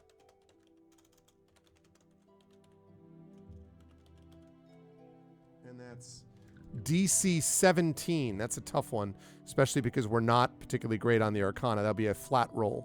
What can I do to lend a hand? That's Arcana. Just tell me what to do, and I'll get it done. That is Sleight of Hand, which we are very good at. Well, good at. Not very good at. Good at. Sleight of Hand. Better than in sneaking. That's true. Yes. DC 17. We could... let's see. Requires Erland's Tinker's Tools. We don't have those. We do, however, have Tinker's Tools. So we could... give, at least I think we do. Wait a minute. Let me make sure about that. Maybe we don't have Tinker's Tools. We do not. We have a tool, but we do not have Tinker's Tools. I take that back. But we do have Constructor's Diagrams. We did find those. We found that. So we do have those diagrams, so that we could just do. And then wait is do what you can. We'll leave when you're ready. Okay. So $vote space 1 means that we're going to try to make an Arcana check to help him. That's going to be a tough check, though, because it's just a flat roll for us. So it means we're trying to get a 17 on a 20. It's going to be tough. Just tell me what to do and I'll get it done. That sleight of hand is also DC 17, but we do have +2 to that check. So that would be, we needed 15 to get it. So it's easier, but whatever. Erland, have a look at these diagrams. That we would just get automatically because we do have the constructor's diagrams. So we could just give them those to him and that would be easy. So that's $ vote space 3. Or we can wait around for him to finish and that's $ vote space 4. So 1, to lend a hand, but Arcana is a very tough check. 2, to have him instruct us. Sleight of hand is better, but it's still a tough check. It still would require us to get a 15. 3 is show him the constructor's diagrams that we have. That's no check. You just give it to him. And then 4 is we wait around and then leave. Let's see.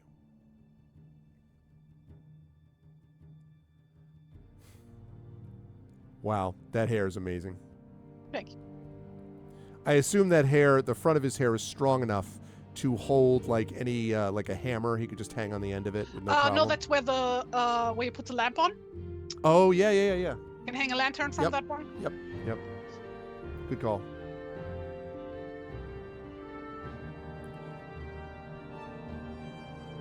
Diagrams seem to be the key, Prince Justin says, and it maybe would make a subsequent check easier. Hey, what's up, Galen?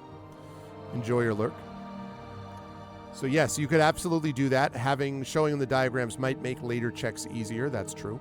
And if, by the way, when people do this, they often will tell people, hey, you should do this because of this vote or whatever, or do that because of that vote. You can always, if you are convinced by someone's point of view, you can always say $change vote space and then the one that you want to change it to. So if you're convinced by one of the arguments you hear in chat, one of the suggestions, you can change vote to that alternative. So right now we're tied up. Option 3 and 4 are tied at 2 apiece. We need someone to break that tie or someone to change their vote, either to go to tell me what to do, I'll get it done, sleight of hand, have a look at these diagrams, which is currently tied for first, or do what you can, we'll leave when you're ready, which is waiting. So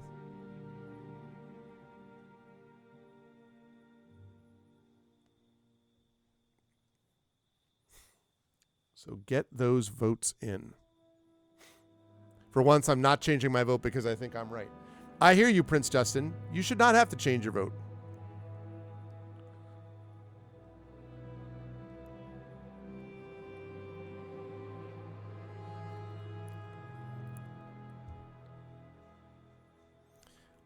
English breakfast tea. How I like you. All right, last call. Going once. Going twice. Sold. All right. Erland is going to have a look at these diagrams. Erland, offended, turns into a 30-foot dragon and kills... No, it doesn't do any of that.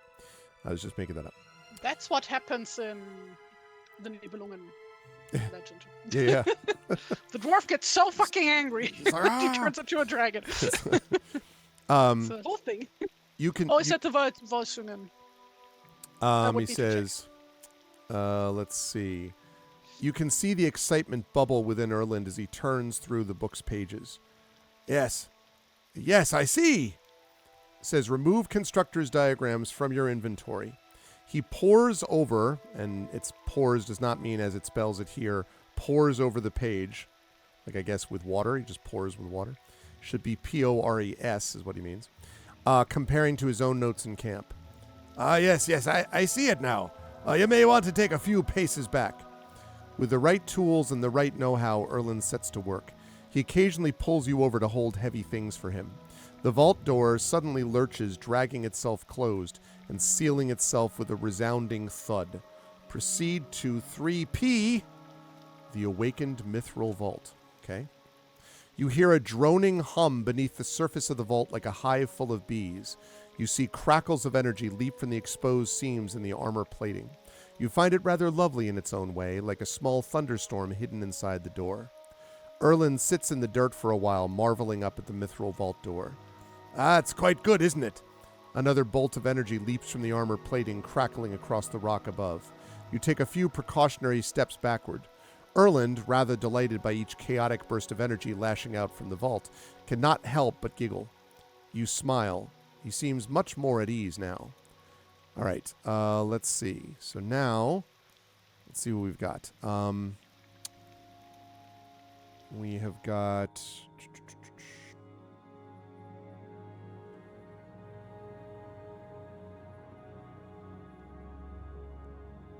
Okay. Let's see. We have insight again. So let me reload that poll. There we are. Okay, so Erlen, do you mind if I have a quick look around? And then it is, let's see. I don't know if this is a little strange to me, because... Well, he is little and he is strange, so yeah, it's we'll true. check out. Well, it's strange because what I mean by that is that it talks, one of the choices, it involves going after the creature that killed the gnomes, which I know we know that, but have to kill the Vrak. And I don't know that we know about the Vrak yet, but it gives us that option, which is a little odd. So I don't know entirely what to make of that. Not a bug, it's a feature. Yes, I suppose that's right. Okay, wonder what I can see from here. We already did that. Can you follow the road off of that? No. Okay. Wait, so, what is his name again? Erland. E-R-L-A-N-D. E-R-L-A-N-D. Okay, so the choices are this, based on what we have. We've also done some of these things already. So we have to kill the Vrak.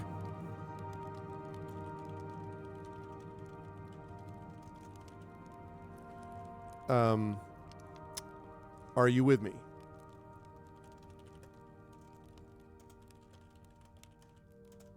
Question mark. And the last one is Erland, I think we should leave.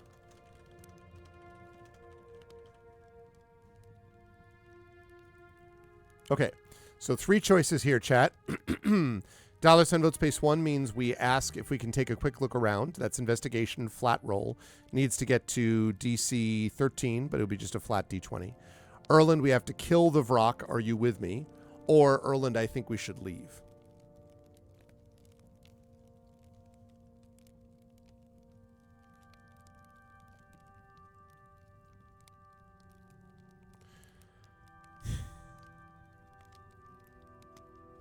Yeah, well, so this particular one, he's making a non sequitur joke.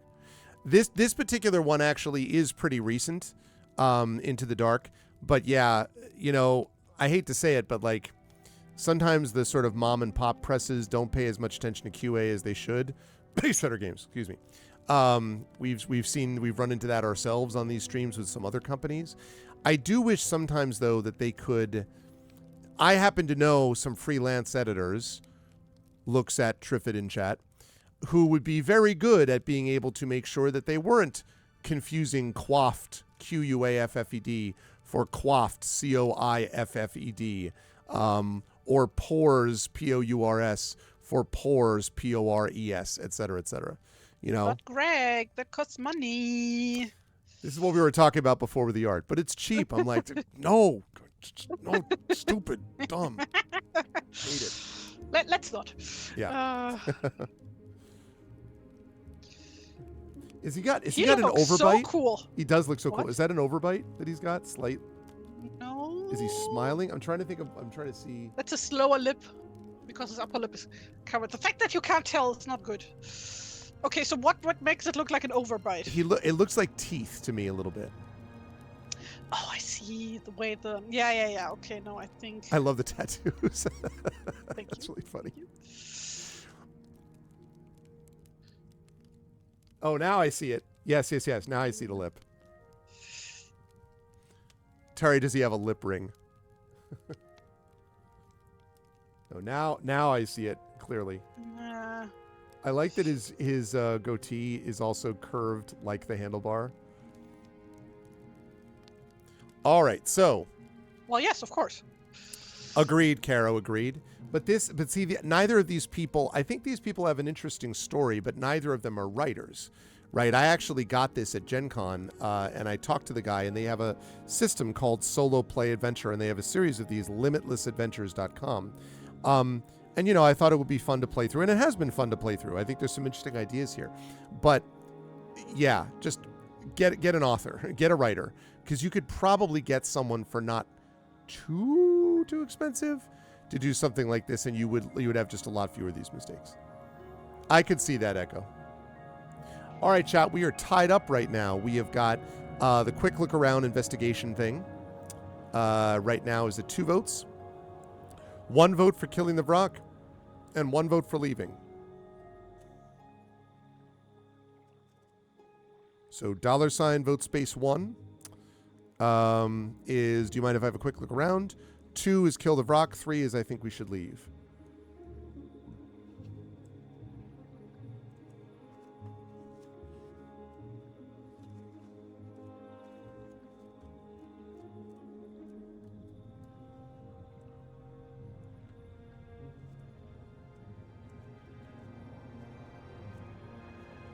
People should hire me more for character design. I mean, yeah. Yeah.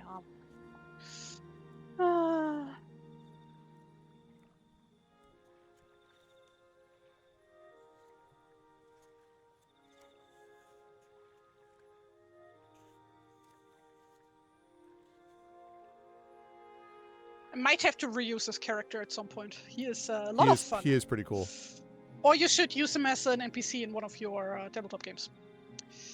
I could imagine something like that, especially because I like the idea that his voice is like, well, and is like way out of proportion to his actual size. Like just, it's like the, you know, the deep bark of a dog, and you go in and it's like beagle sized or whatever. And you're like, wait, what? So Anastasia says, that's super cute for real. I love your style. Thank you. Very sweet. Thank you. People should hire TariToons and Triffity Mats. I mean, also, yes.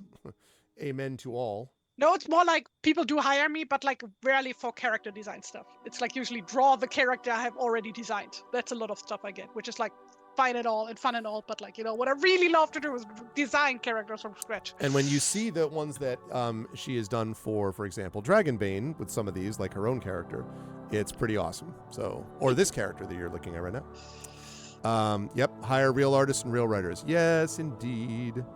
Okay, last call. How do you know I'm real? Yes, Tari is the most advanced AI of all time. It's been a very long play, but... Yeah. Oh, no, I'm just a figment of everybody's imagination. I'm like a mass hysteria type of thing. You lie, because I've met you in person.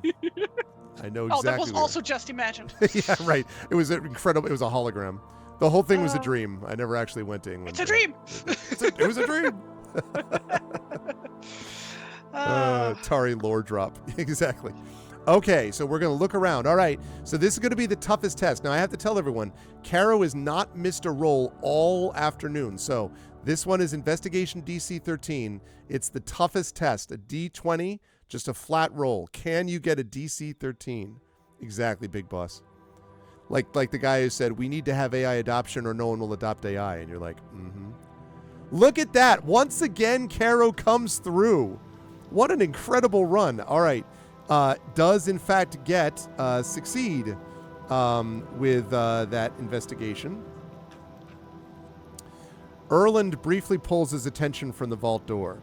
Sure, take whatever you need. Searching the campsite, you find Erland's lantern. Add Erland's lantern, and it says light, to your inventory. Okay. Erland's lantern, light.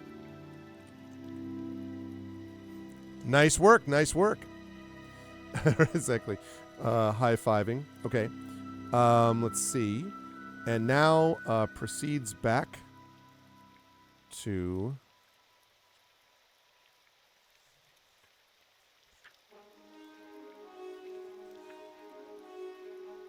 Okay. So that is done. So now the question is, chat, we have two choices. Do we tell Erland we need to kill the Vrock, or do we tell Erland we should leave this place? And either one of these is viable as an option.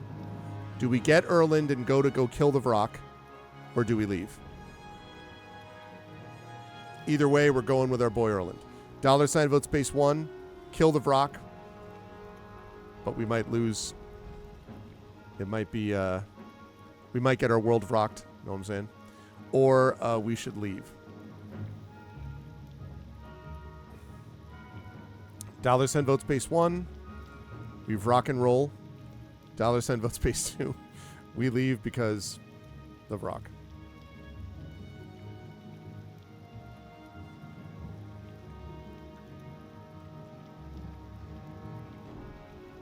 What is a rock? Like a bird?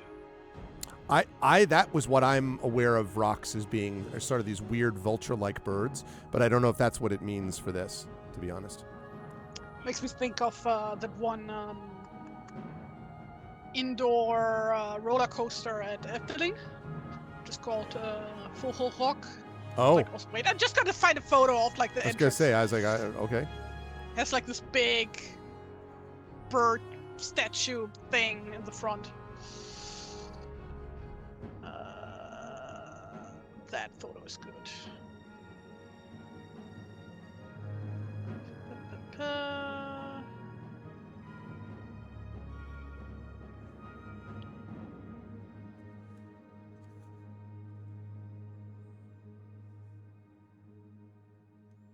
Yeah.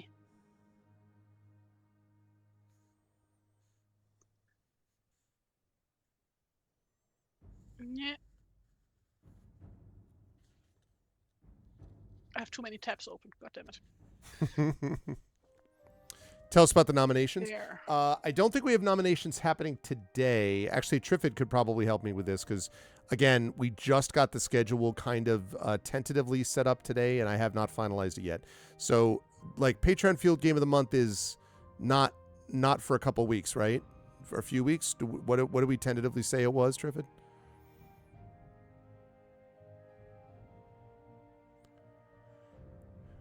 Did we set it for the 24th?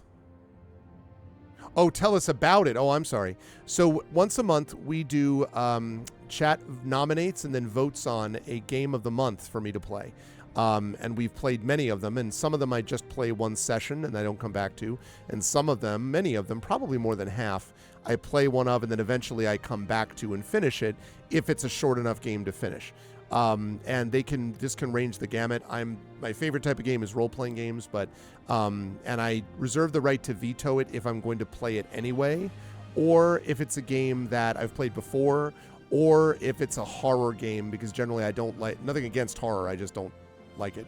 I thought your favorite type of game was Sierra type point-and-click adventures. Yes, point-and-click horror. King's Quest. Called Raisin Cane, where you play a raisin, is perfect. I love every. No. Yes. Not a big fan of point and clicks, with very limited exceptions. But otherwise, I'm good with most stuff. I love role playing games. I love adventure games, exploration games. Chad has been on a roll of a lot of great ones. Dispatch started as a game of the month. I love Dispatch. That was actually one of my top games of the year last year. Viewfinder, a game that I really enjoyed. That was last month's game of the month. That was really great. Gorgoa was a great one. That was Far Lone Sails was another one. So yeah, gives a lot of different options. What about like puzzle games that aren't like adventure, point-and-click adventure type puzzle games? Sure, Like I like The puzzle Room. games? I played on stream The Room, which is like figuring out like a puzzle box and there's a story to it. The Da Vinci, House of Da Vinci. Yeah, I like the puzzle stuff for sure. I can, because that's not the same kind of frustrating, adventure game logic type of thing. So because I would love to see you struggle with Freeways on Steam. Freeways. Yeah, I've been playing that a lot lately. Like you just have to make road networks with that one, and it gets really hard. It gets really hard. Yeah, I'm trying to get like all the top scores at the moment, like to get all the stars, for every level. So that might be funny seeing you struggle with that game. I could see it. I actually really enjoyed some of the puzzle box ones that I did. The puzzle-oriented ones, which are all kind of in the puzzle. Like, I like the Talos Principle. That was a big, sort of a much more extensive puzzle game. So, 10 of Tuesdays. Okay, Dragonbane, Saltmarsh by the Dice Roll, Dragonbane. Because we have 2 for Dragonbane. I see. No, it's okay. What we'll do is we'll do the Chat Chosen Game of the Month then. Would probably fit onto a Thursday night or maybe... know about a Saturday. Probably a Thursday night is when it would fit, so that's okay. We can still I'd rather that we get started with a good rousing set of Dragonbane sessions. That would be the most important thing. We'll still do the Chechos game in the month, but we'll do it on like a Thursday night is all.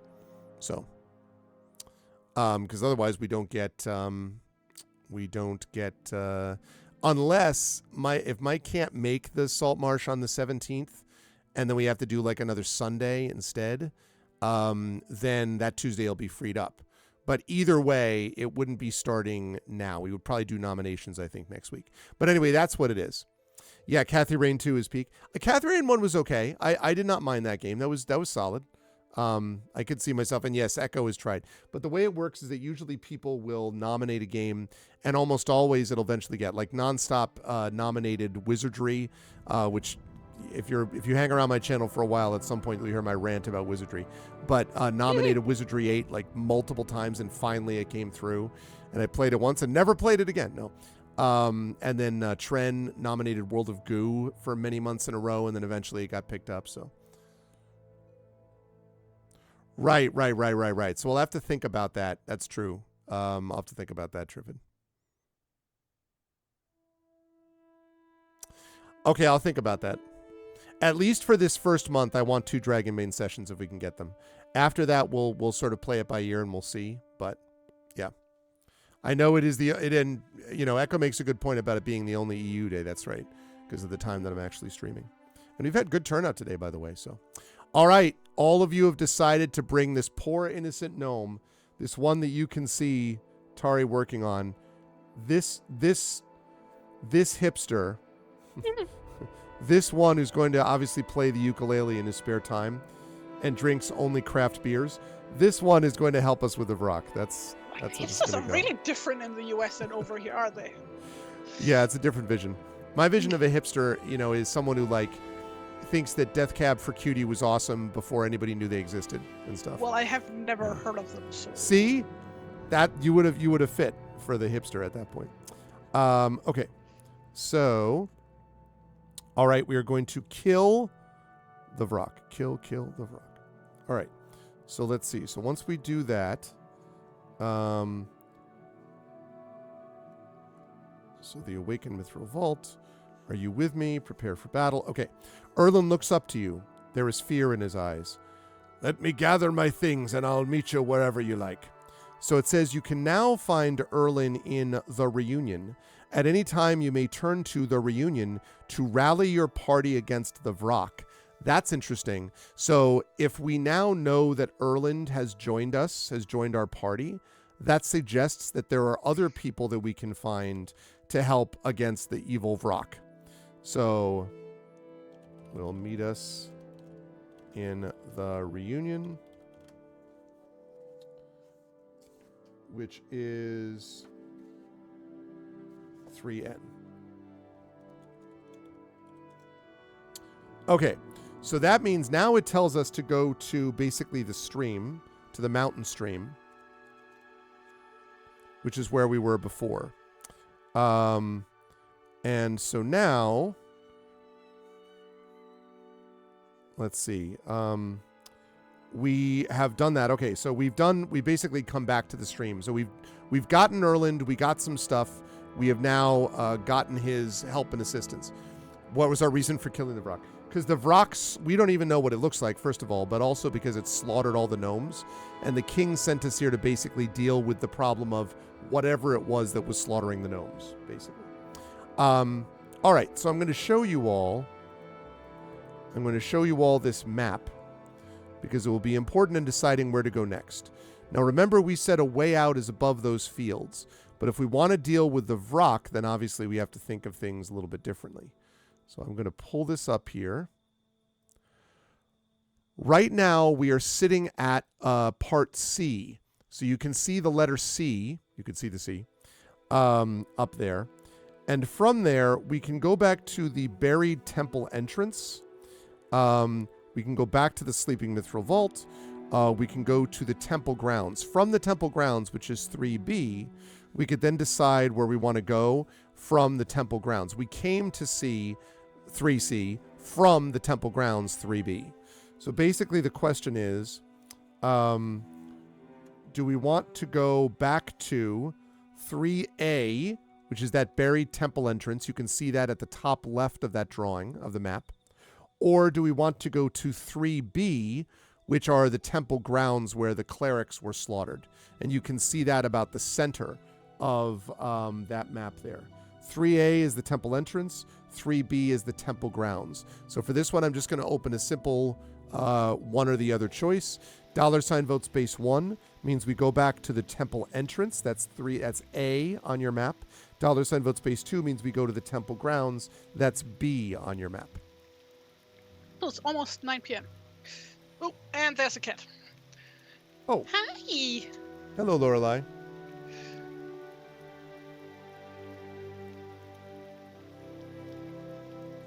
And yes, it is. My plan was for us to go till about 3:15, so about 20 minutes. Sorry, was my plan.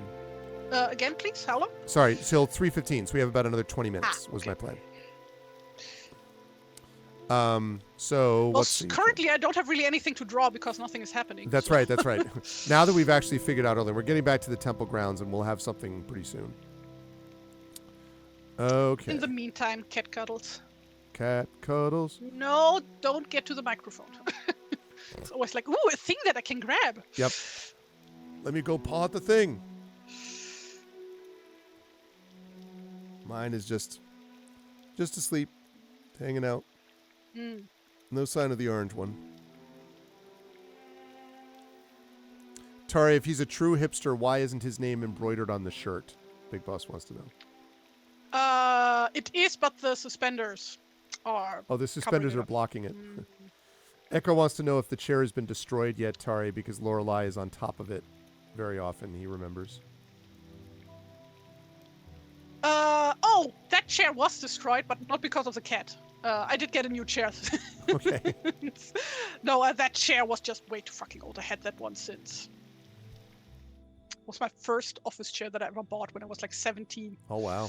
Yeah, and I'm now in my 30s, so yeah, that thing needed replacing real bad. Been around for a long time. Big that's suspending my disbelief. Nice, Big Boss. Hey! I see what you did there. No falling down on the job for you, huh? Let's go. Okay. Last call. Right now we have 2 votes to go back to the temple grounds. Going once. Going twice. That would be such a good name for a coffee brand. Temple Grounds. Temple Grounds. Ooh, I love that. Yeah. That's a good one. Okay, so... Ooh, I'm gonna draw that. Sorry, cat. Cuddle time is over. Work. Cat's like, wait, what? Work. She's used to it. Okay. There we go. And now we're going to bring the map back down now that we are... Actually, no, I'm going to leave it up there because... Okay, chat. So we have decided to go back to the temple grounds. So, the ground is poisoned where the fallen clerics lay. The plants have withered around their exposed black viscera. The rest of the flora, in an act of self-preservation, curled itself away from the blight, creating a turbulent, swirling pattern throughout the grass. The wind swells once more, carrying the stench of death with it. You look beyond the temple grounds to the rolling fog ahead of you. The fog cloud holds its shape unaffected by the wind and summer heat. From this distance you can see wisps of fog suspended in the air. You've just come from the mountain stream, so we're not going to go back there right now. You turn next to the terraced fields. A wooden fence guards the edge of the fields, a few 100-foot drop down into the river below. So now what we can do, chat, is we can go back to the temple entrance. I do want to remind everybody that we did come from there. We can cut across the ground. That would be A on your map. We could cut across the grounds to the terraced fields. That would be F on your map, which you can see over there, I think, to the right, if I'm not mistaken. I believe that's... Oh, no, to the left. I'm sorry. To the west as you're looking at the map. Or we could enter the fog, which is H on your map. So we've been to the temple already. We've been to the temple, and we've been to the mountain stream. So really the question here is, do we go to the terraced fields, which is to the left, or do we go to the fog, enter the fog, which is to the south? So again, I'm going to open this up. $vote space 1 means we're going to go down to the terraced fields. $vote space 2 means we're going into the rolling fog. And remember, we are going to have to try to confront the Vrak, but to do so, we need to try to get a couple of people. We got Erland already. Maybe we think we can just take him with Erland, or maybe we want to have another one to join us. So, you tell me. $vote space 1 is the terraced fields. $vote space 2 is the fog. The deadly acidic rolling fog.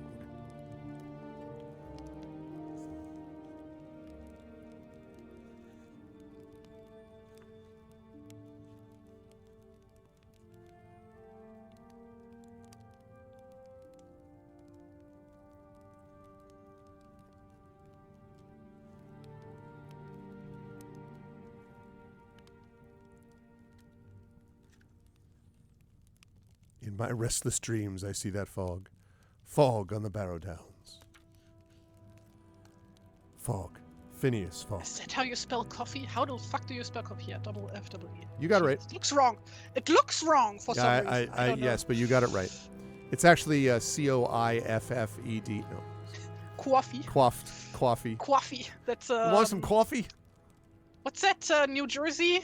Coffee. Coffee. Oh, is that New Jersey? I don't know. It's a little bit more Long Island, to be honest. Island. Some Yeah, coffee. I'm not too familiar with various American accents. Just can judge by various cartoons I've watched in the past. Mm-hmm. Coffee. or the great Marissa Tomei and My Cousin Vinny. How can you be so sure? Because this... Oh, God, what is it? Because this thing... Wait, I have to find the... I don't want to butcher the line. All right. It's when she's describing how it had to be the tire marks made by...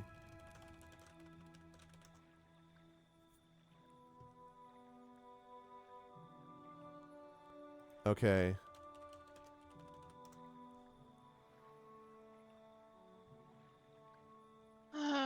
Yeah, so... Why internet? Just show me a photo of a real coffee plant and not a computer's estimate of what one might look like.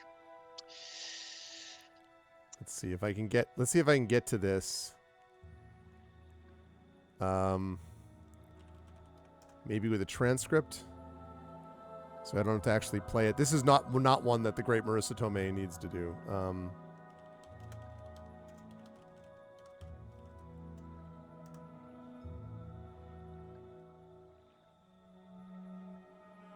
I'm not I do say all the time that I drink my coffee on stream. It's not actually coffee. It's like instant chocolate cappuccino. Oh, so it's a little bit different. Tastes like hot chocolate. A little less sweet, but it has all the caffeine of regular coffee. So I think I'm saying that because I'm not actually a coffee person. I see. Yeah, I'm very much a tea person. Yeah, so she says, so she's describing this whole thing, and then she says, the defense is wrong. And then she says, like, because this thing, which I know is dead on balls accurate. And the dead on balls accurate is a line that my friends and I used to quote. Is that the one with the car where it's like a specific type of car Yes. and it can only make some? Yeah. It's I dead literally on watched balls that clip accurate. like the other day because somebody on Tumblr had posted it. So funny. My cousin Vinny is great. Okay. No, that's right. Because Chevy didn't make it 327 and 55. The 327 did not come out until 62. Oh, man. Okay. So chat has decided that we are going to go into the dangerous rolling fog. All right, chat, listen. Y'all said you wanted to go into the fog. I should also set a save point, I think.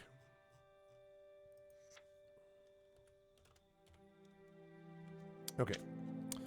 Here we go. Oh, actually, wait. 3C is already a save point, so never mind, because we already have that. Okay, rolling fog. Rolling. All right. This is going to be one of the last ones. Looks like we'll be finishing next time, but we will finish next time. The earth trembles. The Vrak collides against the ground like a meteor strike, dissipating the fog around it briefly before becoming enveloped once more. You can hear the creature drawing deep, snorting breaths between its inquisitive squawks. Well, I guess we know it's a bird then. If the path was not beneath your feet now, you never would find your way out of the fog. Every minute movement in the air feels like the creature is inches away. Its growling breath sounds like it's coming from every direction. You can hardly hear anything above the sound of your own heartbeat pulsing in your ears. The creature's deafening shriek pierces through the fog coming from behind you. Oh no. All right. So it says anytime you return to the rolling frog and the Vrak is still alive, you must choose an action and roll again. All right. So here are the choices. We can run. That's athletics. And it's DC 13. Athletics is not our thing. Deception.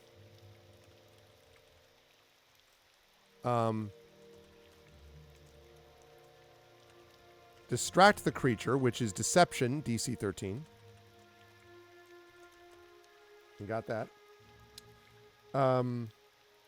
Performance, play dead. Play dead, performance, what I meant to say. Again, that's DC 13. It's also... Oh, I did spell that right. Okay, good. Performance, DC 13. Stealth, I'll try to sneak past. I mean, look, we all know how great we are at that. And by all know, we're not at all. Stealth, which is DC 13. We are very bad at stealth, everybody. Survival.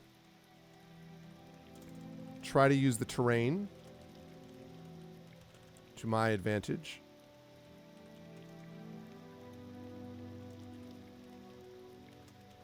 That's just a +1.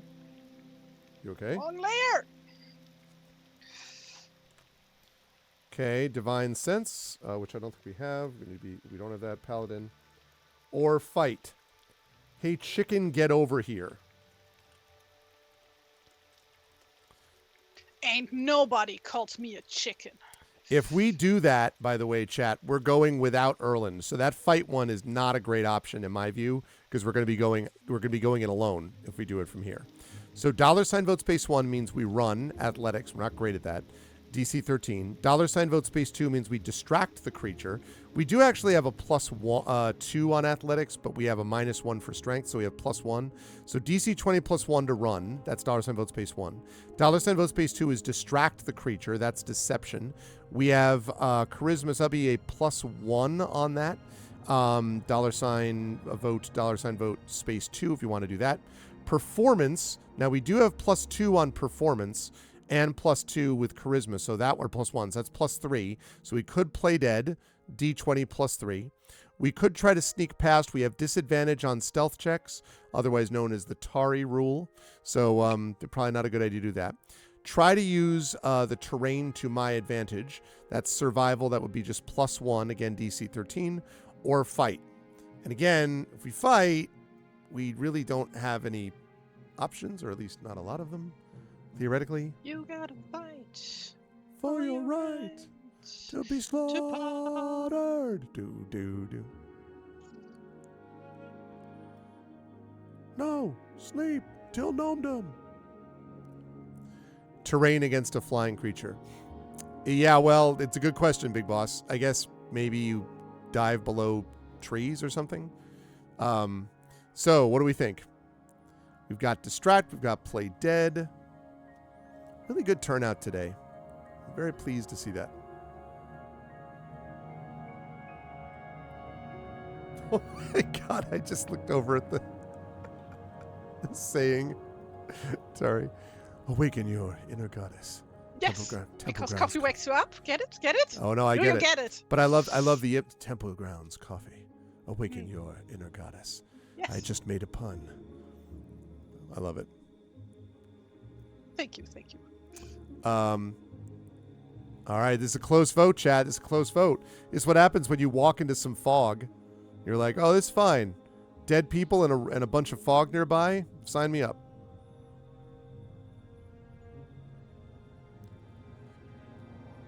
It basically says, by the way, Big Boss, use the terrain to the advantage to go around. That's the theory.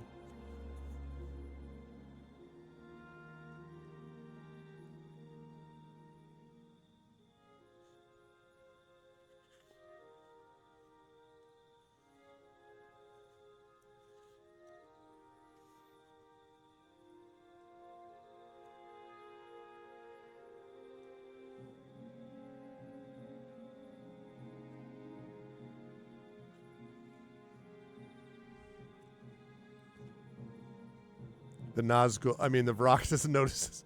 Fair, fair, fair. All right, last call, everybody. Going once. Going twice. All right, we're going to play dead. All right, Caro, can you keep the run going? Performance, again, is +2. We have 1 for charisma, so it's +3 total. So we're looking at D20 +3, and we're aiming for a 13. So we need a 10 or higher. Can we do it, Caro? That's the question. Well, chat, we knew this day would come. A critical fail. Apparently what we did was throw ourselves into the creature.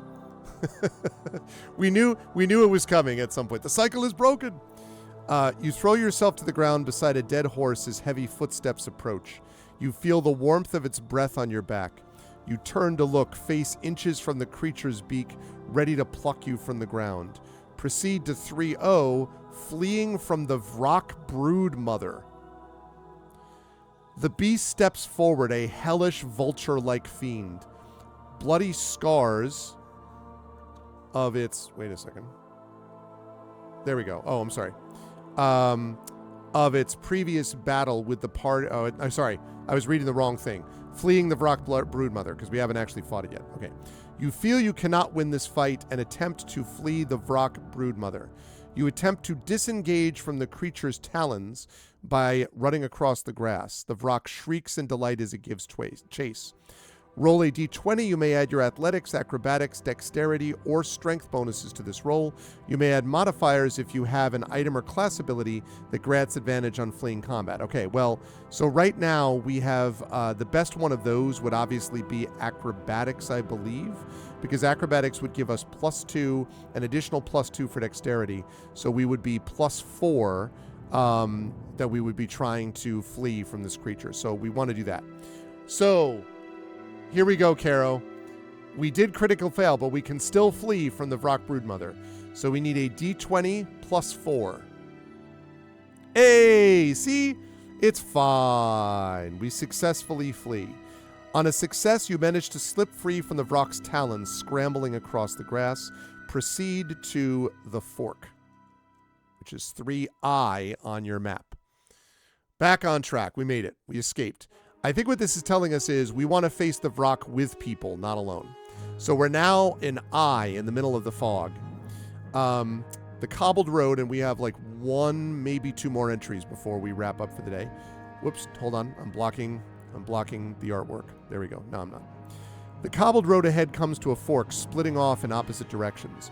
At the intersection, each road is labeled with a posted sign written in Gnomish.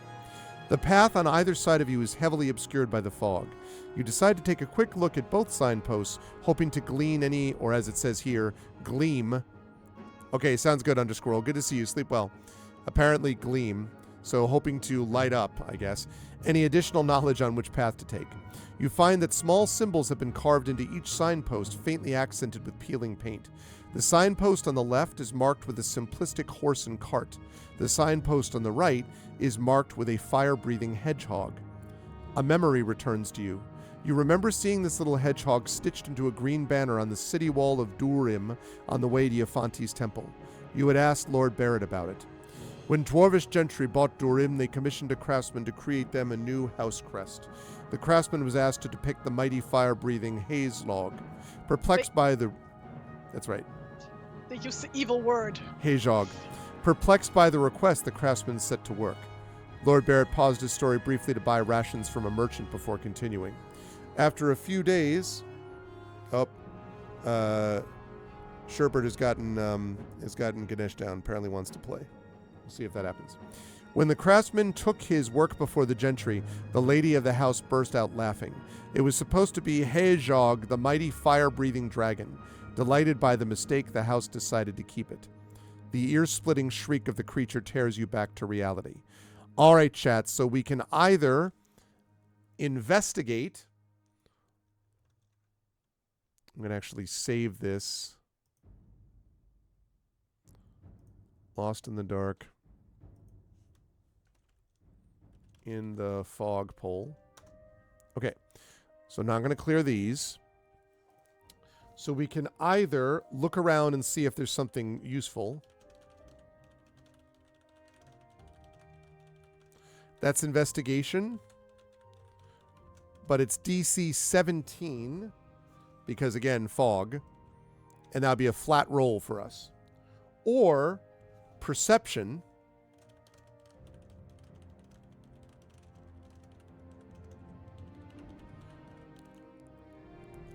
And that is also DC 17.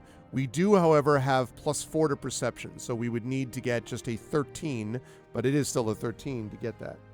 Or survival.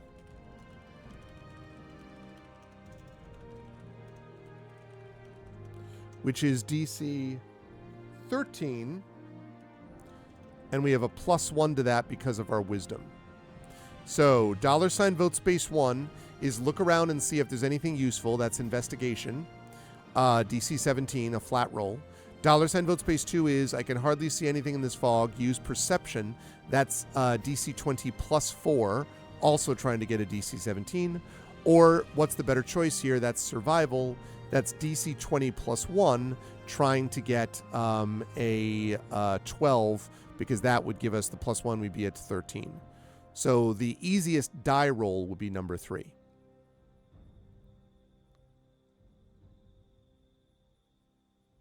They used the bad word, Greg. Which one? Pressed. Pressed? You don't like the word? No, I explained many times because I used the word wrong. Oh, that's right. Yeah. Yes. Do I have to do my rant again? No, I remember that rant. Yes.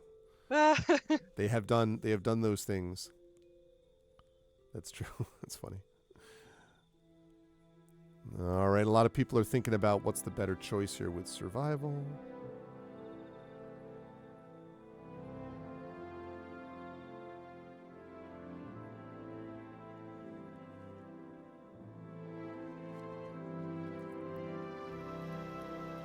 Last call, last call.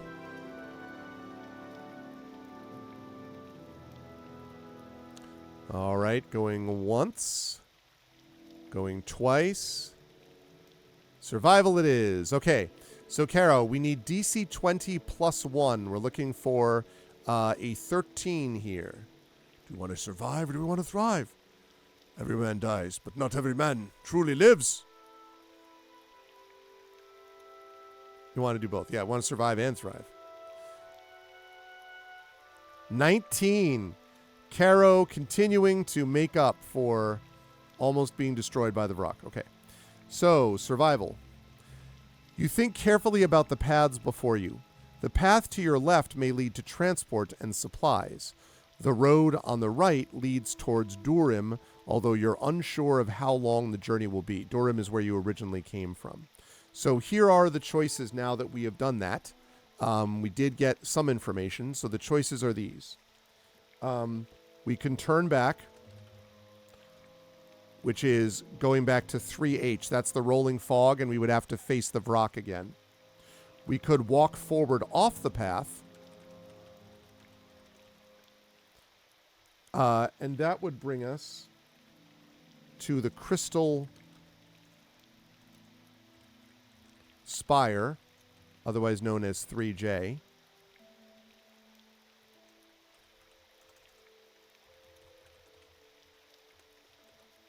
We could follow the cobbled road to the left.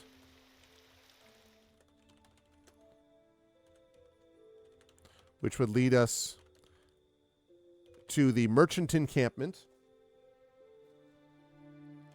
3L. Or follow the road to the right, which is the road to, I think it's 2U's. Yeah. Durham. And that is 3M.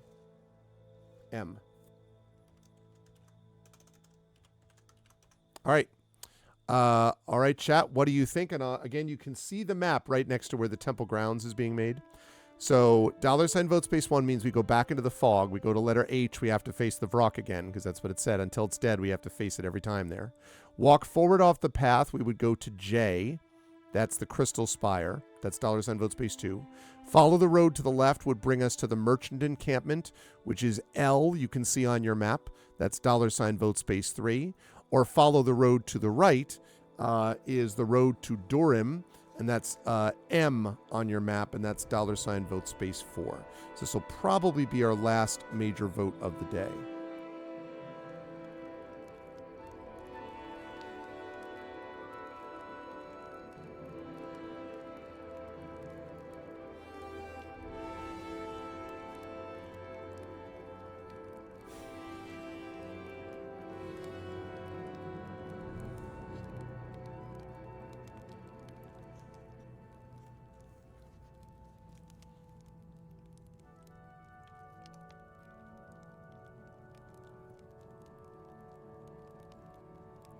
Are we age restricted here? I think we want pizza. Sorry, Imaginary. Did you say, were we age restricted here? Restricted for, in terms of like what's, I mean, this is kind of steampunky, obviously. Dealing with gnomes, so we got that going on. Gnomes are steampunk? What? There's because of the tinkering that they do. So there's always like, goggles and steamworks and like the stuff inside, the temple guardian even that we had was all like crystal fragments and stuff and that kind of thing. All right. I see some good possibilities here. Last call. $vote space 1. We turn back. 2, walk forward off the path. 3, follow the road to the left to the merchant encampment.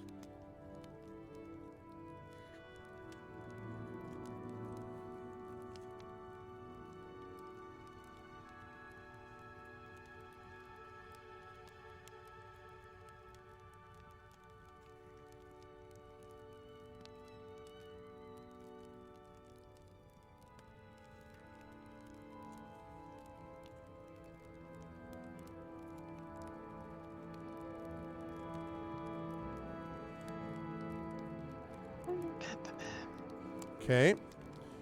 Going once. This is the last decision we're making, chat. Do you have a name? Is this just a general ad poster, Tari, or is there like a name for this person that you're making? That's Anne. Oh, that's Annotate? I don't even recognize her without her outfit. Oh my God. With the whole, the laurel leaf and everything, and I didn't, I didn't realize. Awaken your inner goddess. Did you know that people can change their clothes that they're wearing? I feel like Annotate is sort of like welded to her, permanently infused in her outfit. She's chilling. Because she's a cartoon character. Well, yeah. Yeah, that would do it. Prince Justin. Huge if true. That's funny. Okay. All right. We've decided to follow the road to the merchant encampment. This is actually going to be a good place because we'll read this and then we will stop. And then next time we should be able to finish because I think based on what this is looking like to me.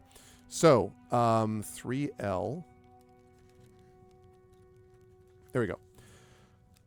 Fleeting memories. A memory returns to you as you travel. Yes, you remember the fire. You had been out all night, sneaking out to the pond with your friends once again. You returned to your home to see it going up in a blaze, smoke rolling up from the shattered bedroom windows. You could not help but wonder if it was your fault. Had you left a lantern burning when you left? Left. No, it couldn't have been your fault. Right? No, left. The smell of burnt wood hangs in the air. Stepping out of the fog, you see a merchant encampment has been burnt to cinders. The smoldering wagons collapse under their own weight. The few unaffected by the fire have been hurled against the cliff face. Okay, and I'll read this section because it'll set us up nicely for the next time. You cross a stone bridge 1.5 carts wide over a mountain stream.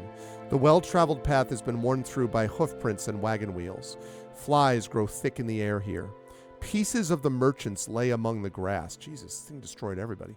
Nearing the center of the camp, you walk around a communal fire pit. The last meal cooked is burnt into an undefinable lump at the bottom of an iron pot. You follow the hoofprints towards the rocky incline at the back of the encampment. You determine escaping up the cliff face would be impossible, finding the rock too steep to climb. You find an empty paddock nearby, shaded by a gnarled tree growing out of the cliff face. The paddock's gate barely hangs on by a single hinge. A dirtied water trough made out of half a cask has leaked onto the ground. You find fresh boot prints in the mud. Following the trail, the boots had stumbled to the water trough for a drink before leaving the paddock. I wonder if they're still around. You turn around, scanning over the rest of the camp, but see no signs of life aside from you and the buzzing of flies. You follow the footprints as best you can, but quickly lose them after a few paces outside of the paddock. I hope they're all right. As you walk back to the central fire pit, you hear someone call your name in hushed tones. Spinning around, you look over the remains of the caravan, but see no one. Should I call out? Oh, but what if the creature hears me? You press on, hearing your name called again, this time croaked much louder in a pained groan. You stop by the charred husk of a textile merchant's wagon, inspecting the caravan once more. You finally see him.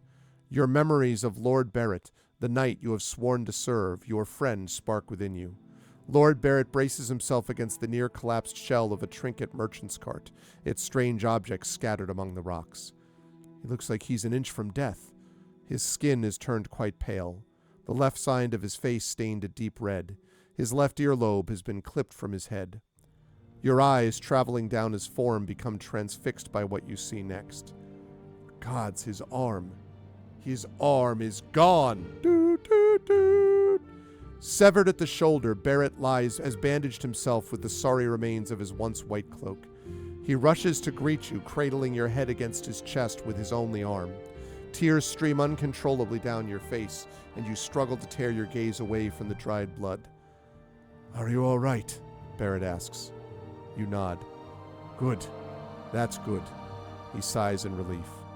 Now, what are you still doing here? All right, so we found Barrett. So that means next time we've already found Erland, we found Barrett, and we'll be able to start there with those two survivors. We found him with, he's down an arm, basically, but we have, in fact, found Barrett, which means next time I think we'll definitely be able to wrap up one way or the other. Good work today, chat. This was fun, despite the fact that we got badly derailed because I spent too much time talking Shakespeare. We still managed. And we ended with an amazing ad. Temple Grounds Coffee, awaken your inner goddess. This is what I imagine will happen if we actually get through all of this. Like, this is going to be Anne's permanent state, is just, wearing the toga, hanging out, sipping the coffee. That's not a toga, that's a chiton. That's a chiton? Chiton? Chiton? Chiton? I don't know how it's pronounced, actually. I can't speak Greek, but yeah. I've only seen it written. Prince Justin will be my help here. Is it she, as in it's chiton? Chiton. Okay, he says. Yeah, but that's just an English, right? Big Boss is Greek. So Big Boss gave it to me in Greek, which unfortunately is not going to... Well, I can't read Greek, so... Big Boss, is that how you would pronounce it? Prince Justin I trust, but of course, as the native Greek here. High ton with an emphasis on ton. High ton? But is it... But it's high, so chiton or chiton. You're wearing a chiton. No, not a K. There's no K. Actually, he. Oh, it is a he. Actually, he. So a hiton. Yeah, I never trust any native English speaker with any Greek pronunciation because the way you guys pronounce Heracles is just all of the name. Hercules? That's not Greek. That's Latin. It should be like Heracles or something. Well, I don't know. I just know the German pronunciations. Yeah. Actually, when I first watched Disney's Hercules in English, I grew up with the German version. And I heard all the names being pronounced. That broke something in my brain. Because none of the names are pronounced how I would pronounce them. But I also don't know if German is any more correct than English. So. I see. Well, this seems like it seems we got it. So, Hiton. All right, very cool. So we did it, Jet. Hi, Ton. Hi, Ton. So we did it. All right, Tari, do you want to go through the drawings that we did for today, please? Yes. So our warm up was a little ducky. Little doggy, we're the little one. Ducky. Because I like drawing duckies. Interesting, Prince Justin. Then this one took a while. Whole ass landscape drawing. Yeah, that was super cool. I like that. Thank you. The waterfall, which has got the little the spray as it hits the stream there, and then looking around. That was cool. I like Thank that you. zoom out motion. Okay, and Prince Justin loves this one, not surprisingly. Okay. Yes, and our boy hipster Erland. gnome. Which, by the way, is it English? In German would be pronounced gnome. Gnome. Gnome. Oh, please tell. I wish it were gnome. No, not gnome. Gnomish. What gnome? Gnome. Gnome. It's one gnome. Gnome. Gnome. Da-da-da-da. But yeah. Da-da-gnome. Not Da-da-da-da. gnome. Like the Da-da-gnome. G is not silent. Da-da-gnome. We don't really do Da-da-da-da. silent letters in German, I guess. No, everyone needs to know every letter that you're saying at all times. Yes, that's true. And Temple Grounds Coffee. Awaken your inner goddess. Yes. The Temple Grounds Coffee. Gnome. Oh, sorry. But goddess. Very cool. Oh. And I love, too, the image. Can you imagine someone trying to, like, follow how we were proceeding through the game book and being like, all right, I get this, I get this. Why do we have a coffee person sitting there? Oh, my God. But, chat, what it means is that next time we will have found both Barrett and we'll have found Erland, and we will be able to start at that spot and then figure out where to go to actually finish them off, finish off the rock. Also, we now have encountered the bad creature, and it is some terrifying bird-like thing. I'm imagining, those of you who have seen Beastmaster, we've talked about this before, those bird creatures that appear and then sweep their wings around creatures and then just, like, destroy them with acid. It's pretty disturbing. I think a little bit about that, plus Vulture. Or no, it's between that and the, oh God, what are the creatures? The scale from the Dark Crystal. The skag, skell, skill, scarg, Beastmaster. Yeah, nonstop. But Well, I only know Skags from Is it Borderlands. no, it's He ain't a skag, are ya? Skeksis. Yes. Thank you, Carol. Skeksis. Yeah. So it's like a cross between the Beastmaster bird things and the Skeksis is what I imagine in my head. But this was great. We have done quite a bit, and I have enjoyed this book, and it will be a good way for us to set up and finish with Lost in the Dark, I suspect. Next time, I will put my bookmark back into our save spot of 3L as we talk to Lord Barrett. Tari, this was awesome. Thank you as always. Where can the lovely folks find you next, as if we didn't already know? Well, first of all, thanks for having me. This was a lot of fun. Always. I need to, this was like a whole thing that I've been meaning to do for years now, to just make up fake brands to use and stuff. So yeah, this is like one for the list now. Temple Grounds Coffee. I love it. Thank you. Yeah, people can find me on Tumblr, on Blue Sky, and on kara.app at TariToons, where I post my drawings and things. And also, yesterday I posted the new character art for our upcoming Dragonbane campaign. Yay! So, yes, please go check that out. And speaking of Dragonbane, where will the folks find you here next? Right, because Beowulf is no more. That's right. Yeah, either next Tuesday or Tuesday in 3 weeks. Mm-hmm. Same bad channel, same bad time. Yeah, for Dragonbane. For the first launch session. of Dragonbane Yeah. first session. It's going to be awesome. And then we will, for Anastasia and those of you folks who are new today, well, it was good. We got close to 30 people today. So excellent turnout. I'd love to see that continue. And you will have a chance to join us for more of this game. Tari and I do these game book illustration streams once a month, so we will do one in March. That will probably wrap us up, and then we'll have to decide, do we go back to more Fighting Fantasy game book ones? Do we think about maybe doing a Lone Wolf one? Because we did a few Lone Wolf things, and maybe we could do that.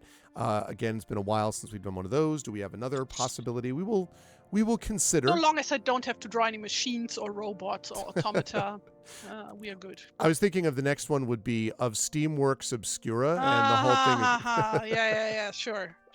But then I'm gonna be doing the reading, and you are gonna do the drawing. Great, yeah, that'll be amazing. Here's another stick figure, and here's another stick figure. But great work. Chat, can we get some love for the amazing and awesome TariToons? Tari, thank you. Great work as always, and I will see you Thanks for having me. hopefully next week for Dragonbane, but otherwise in 3 weeks, but soon. Yes, thank you for having me. Bye-bye. Bye Good for night. now. All right. Good stuff. Really enjoyed that. This went very well today. So very, very pleased. And as you can see, my cat is returned to its place. Actually, I don't know what happened to the other cat was here and like got Ganesh down there, and Ganesh was like, all right. And then Ganesh was like, okay, now I think I'm done. Yeah, I'm talking about you. Okay. There's Ganesh. Ganesh is settled. Almost settled. How you doing, Ganesh? All right. So that was really fun. I really enjoyed that. And I liked the fact that we had this sort of wide-ranging discussion about Shakespeare and, games and real human art and all that kind of good stuff. That was great. But we're not done streaming. We're done streaming here for today, but we are not done streaming overall because I am going over to GOG.com's Twitch channel now at 4 p.m. Eastern, top of the hour. I'm going to be playing more Breath of Fire 4. We have made big progress in that game, so we've got more pen and pixels coming at you with Breath of Fire 4. And then we will be off until Thursday. Thursday we do more Metroid Prime 4 Beyond. We are moving into the latter stages of that game. Really having a great time with Metroid Prime 4 Beyond.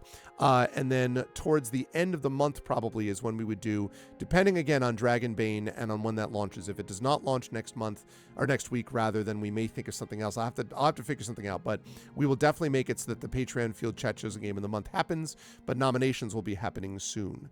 I want to thank Anastasia for sharing their wonderful art with us. We appreciate that, and I'm excited to hopefully, Anastasia, you'll stop by again. We would love to see you here again for whatever the stuff is that we do. We do a lot of role-playing on this channel, a lot of tabletop role-play, but also a lot of variety gameplay with different kinds of video games like the Metroid series and the Patreon Field Games of the Month and stuff like that.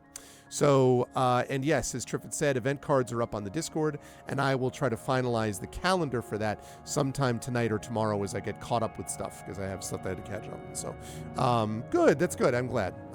And definitely share, don't forget to share your art as well, Anastasia, now that we know about that and now that Echo has introduced you, feel free to let us know if you have a link to some stuff. Obviously, people who come in and immediately are like, hey, buy my stuff and buy my art, we're not wild about that. But someone who has introduced themselves to us and just hung out, then of course we love to have them folks let people know to our community about the art that they offer. So definitely feel free to be able to share that with us both here and on the Discord. But I'm going to rise up on out of here. I want to thank Tari for her amazing work today. This was great. And I want to thank all of you for being here because, as I said, this was good times. I'm going to shut off my Morrowind music for now. If you like what you saw and heard, I hope you'll follow the channel. I hope you will check. Very nice, very nice. I hope you'll follow the channel. I hope you will check out and support us by subscribing to our YouTube channel. It's free for you to do that, but really helps us out, gives you access to some extra content. That is !ArvTube. Discord is !ArvCord. You can hang out with the Arvanauts in between streams. Blue Sky, !ArvSky. That's my micro-blogging platform of choice, so please follow me over there. And the website for this, arvanelleron.com. Financially, !ArvShop. That's my merchandise area, where you can get cool swag for the channel and cool stuff for you as well that is unique to the stuff that we have on the channel. Patreon, that's right there, !ArvTreon. There we are. Trying to get that back up into triple digits. You can get unique stuff there as well, including character backgrounds done for you, character epic poems written about you and so forth, even critiques of your writing done by yours truly. If you are able to join us over there, that would be lovely. !ArvTreon for that. And subscribing to the channel, as several of you did today. Thanks for that gift sub again, Echo, that you gave Anastasia. Those subs also really do help us out, and you can get custom sub badges and emotes made by the aforementioned TariToons that you just saw. You get those emotes to use here, there, and everywhere across Twitch. Would love to see you do all of that and support us and get those awesome emotes that you can use as well. On the publishing front, want. Exclamation Point Icarus, that's my graphic novel from Mathis Arts. Exclamation Point Library is my Tales and Tomes, The Forbidden Library. That's my 5e adventure and sourcebook from Alligator Alley Entertainment. And Exclamation Point Greyshade, that is my Greyshade IP. Greyshade, Renegade, and Heretic, the Grey Assassin Trilogy, available at that link. You can get also award-winning and critically acclaimed. You can also get the audiobooks of Greyshade and Renegade, done by our very own Trent Sparks, at that link. And you can get the final book of that series, of the audiobook series, Heretic, the final audiobook there, should be coming out in the next few weeks, all narrated by our very own Trent Sparks, who you will see more of in Dragonbane and who already is in Eberron. So those of you on this channel are familiar with Trent's work. You can definitely check those out and get those audiobooks, which we would love to have you do. And of course, if you haven't already done so, please consider pre-ordering the tabletop role-playing game of Greyshade, designed by our very own Brandon O'Brien, The Rising Tides, and coming to you from Alligator Alley Entertainment in the next couple of months. You can pre-order that right now. Otherwise, as always, exclamation point BLM, Black Lives Matter, important to affirm and assert the significance and importance of Black lives. Exclamation point Help Now, the World Health Organization page on suicide prevention. Important to reach out to others when you need help and reach out to others when they need help as well. And exclamation point Ukraine, UKRAINE, to help the people of Ukraine as they fight back against an illegal and illegitimate war with bravery and courage, and send the message we'll do so for others in the future. Continued love and support to the people of Minneapolis and the state of Minnesota and the United States. We are winning. And it's thanks to the leadership of the folks and the bravery and the discipline of the folks that are doing this that we are winning this fight. We are going to win it. But in the meantime, the bravery to face down these cowards and these fascists is very inspiring. So hang in there and remember that much love from us to you as we hold together as a community.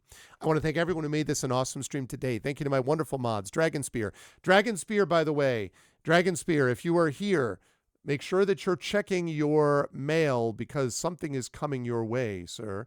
Dragonspear just had a birthday, by the way. So definitely everyone should wish Dragonspear a happy birthday. It happened a few days ago. So definitely wish Dragonspear a happy birthday if you haven't already. Dragonspear, Prince Justin, Triffity Mats, best mods in the business. Thank you so much, as always.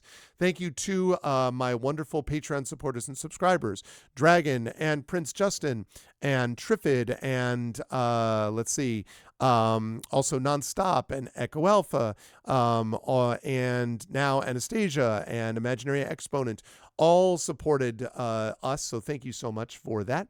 And thank you to my wonderful viewers. Thank you to Betrader, to Big Boss, to Butthurt Gamer, Craigery, Darth Sisu, Effect Life, Galen Hillness, Jagtris, Caro, of course. Caro, perhaps the greatest display of rolling we've seen on this channel, literally had one miss, and it was a crit miss.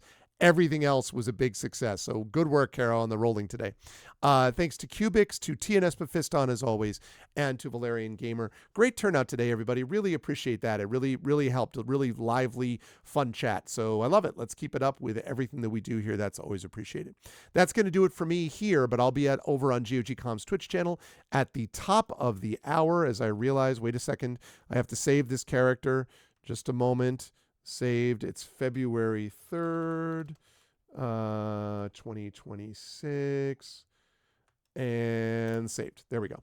Now I have that saved. I get rid of the polls. I get rid of this. I get rid of this. And I close out of that. Great. Okay, so that's it for me. I will see you folks over on GOGCom, top of the hour, with Pen and Pixels and Breath of Fire 4. And then on Thursday, right back here for Metroid Prime 4 Beyond. More of this game book and Tari with her illustrations coming to you next month. Until then, as I always say, everyone, please be good to each other. Much love, and I'll see you folks soon. Bye for now.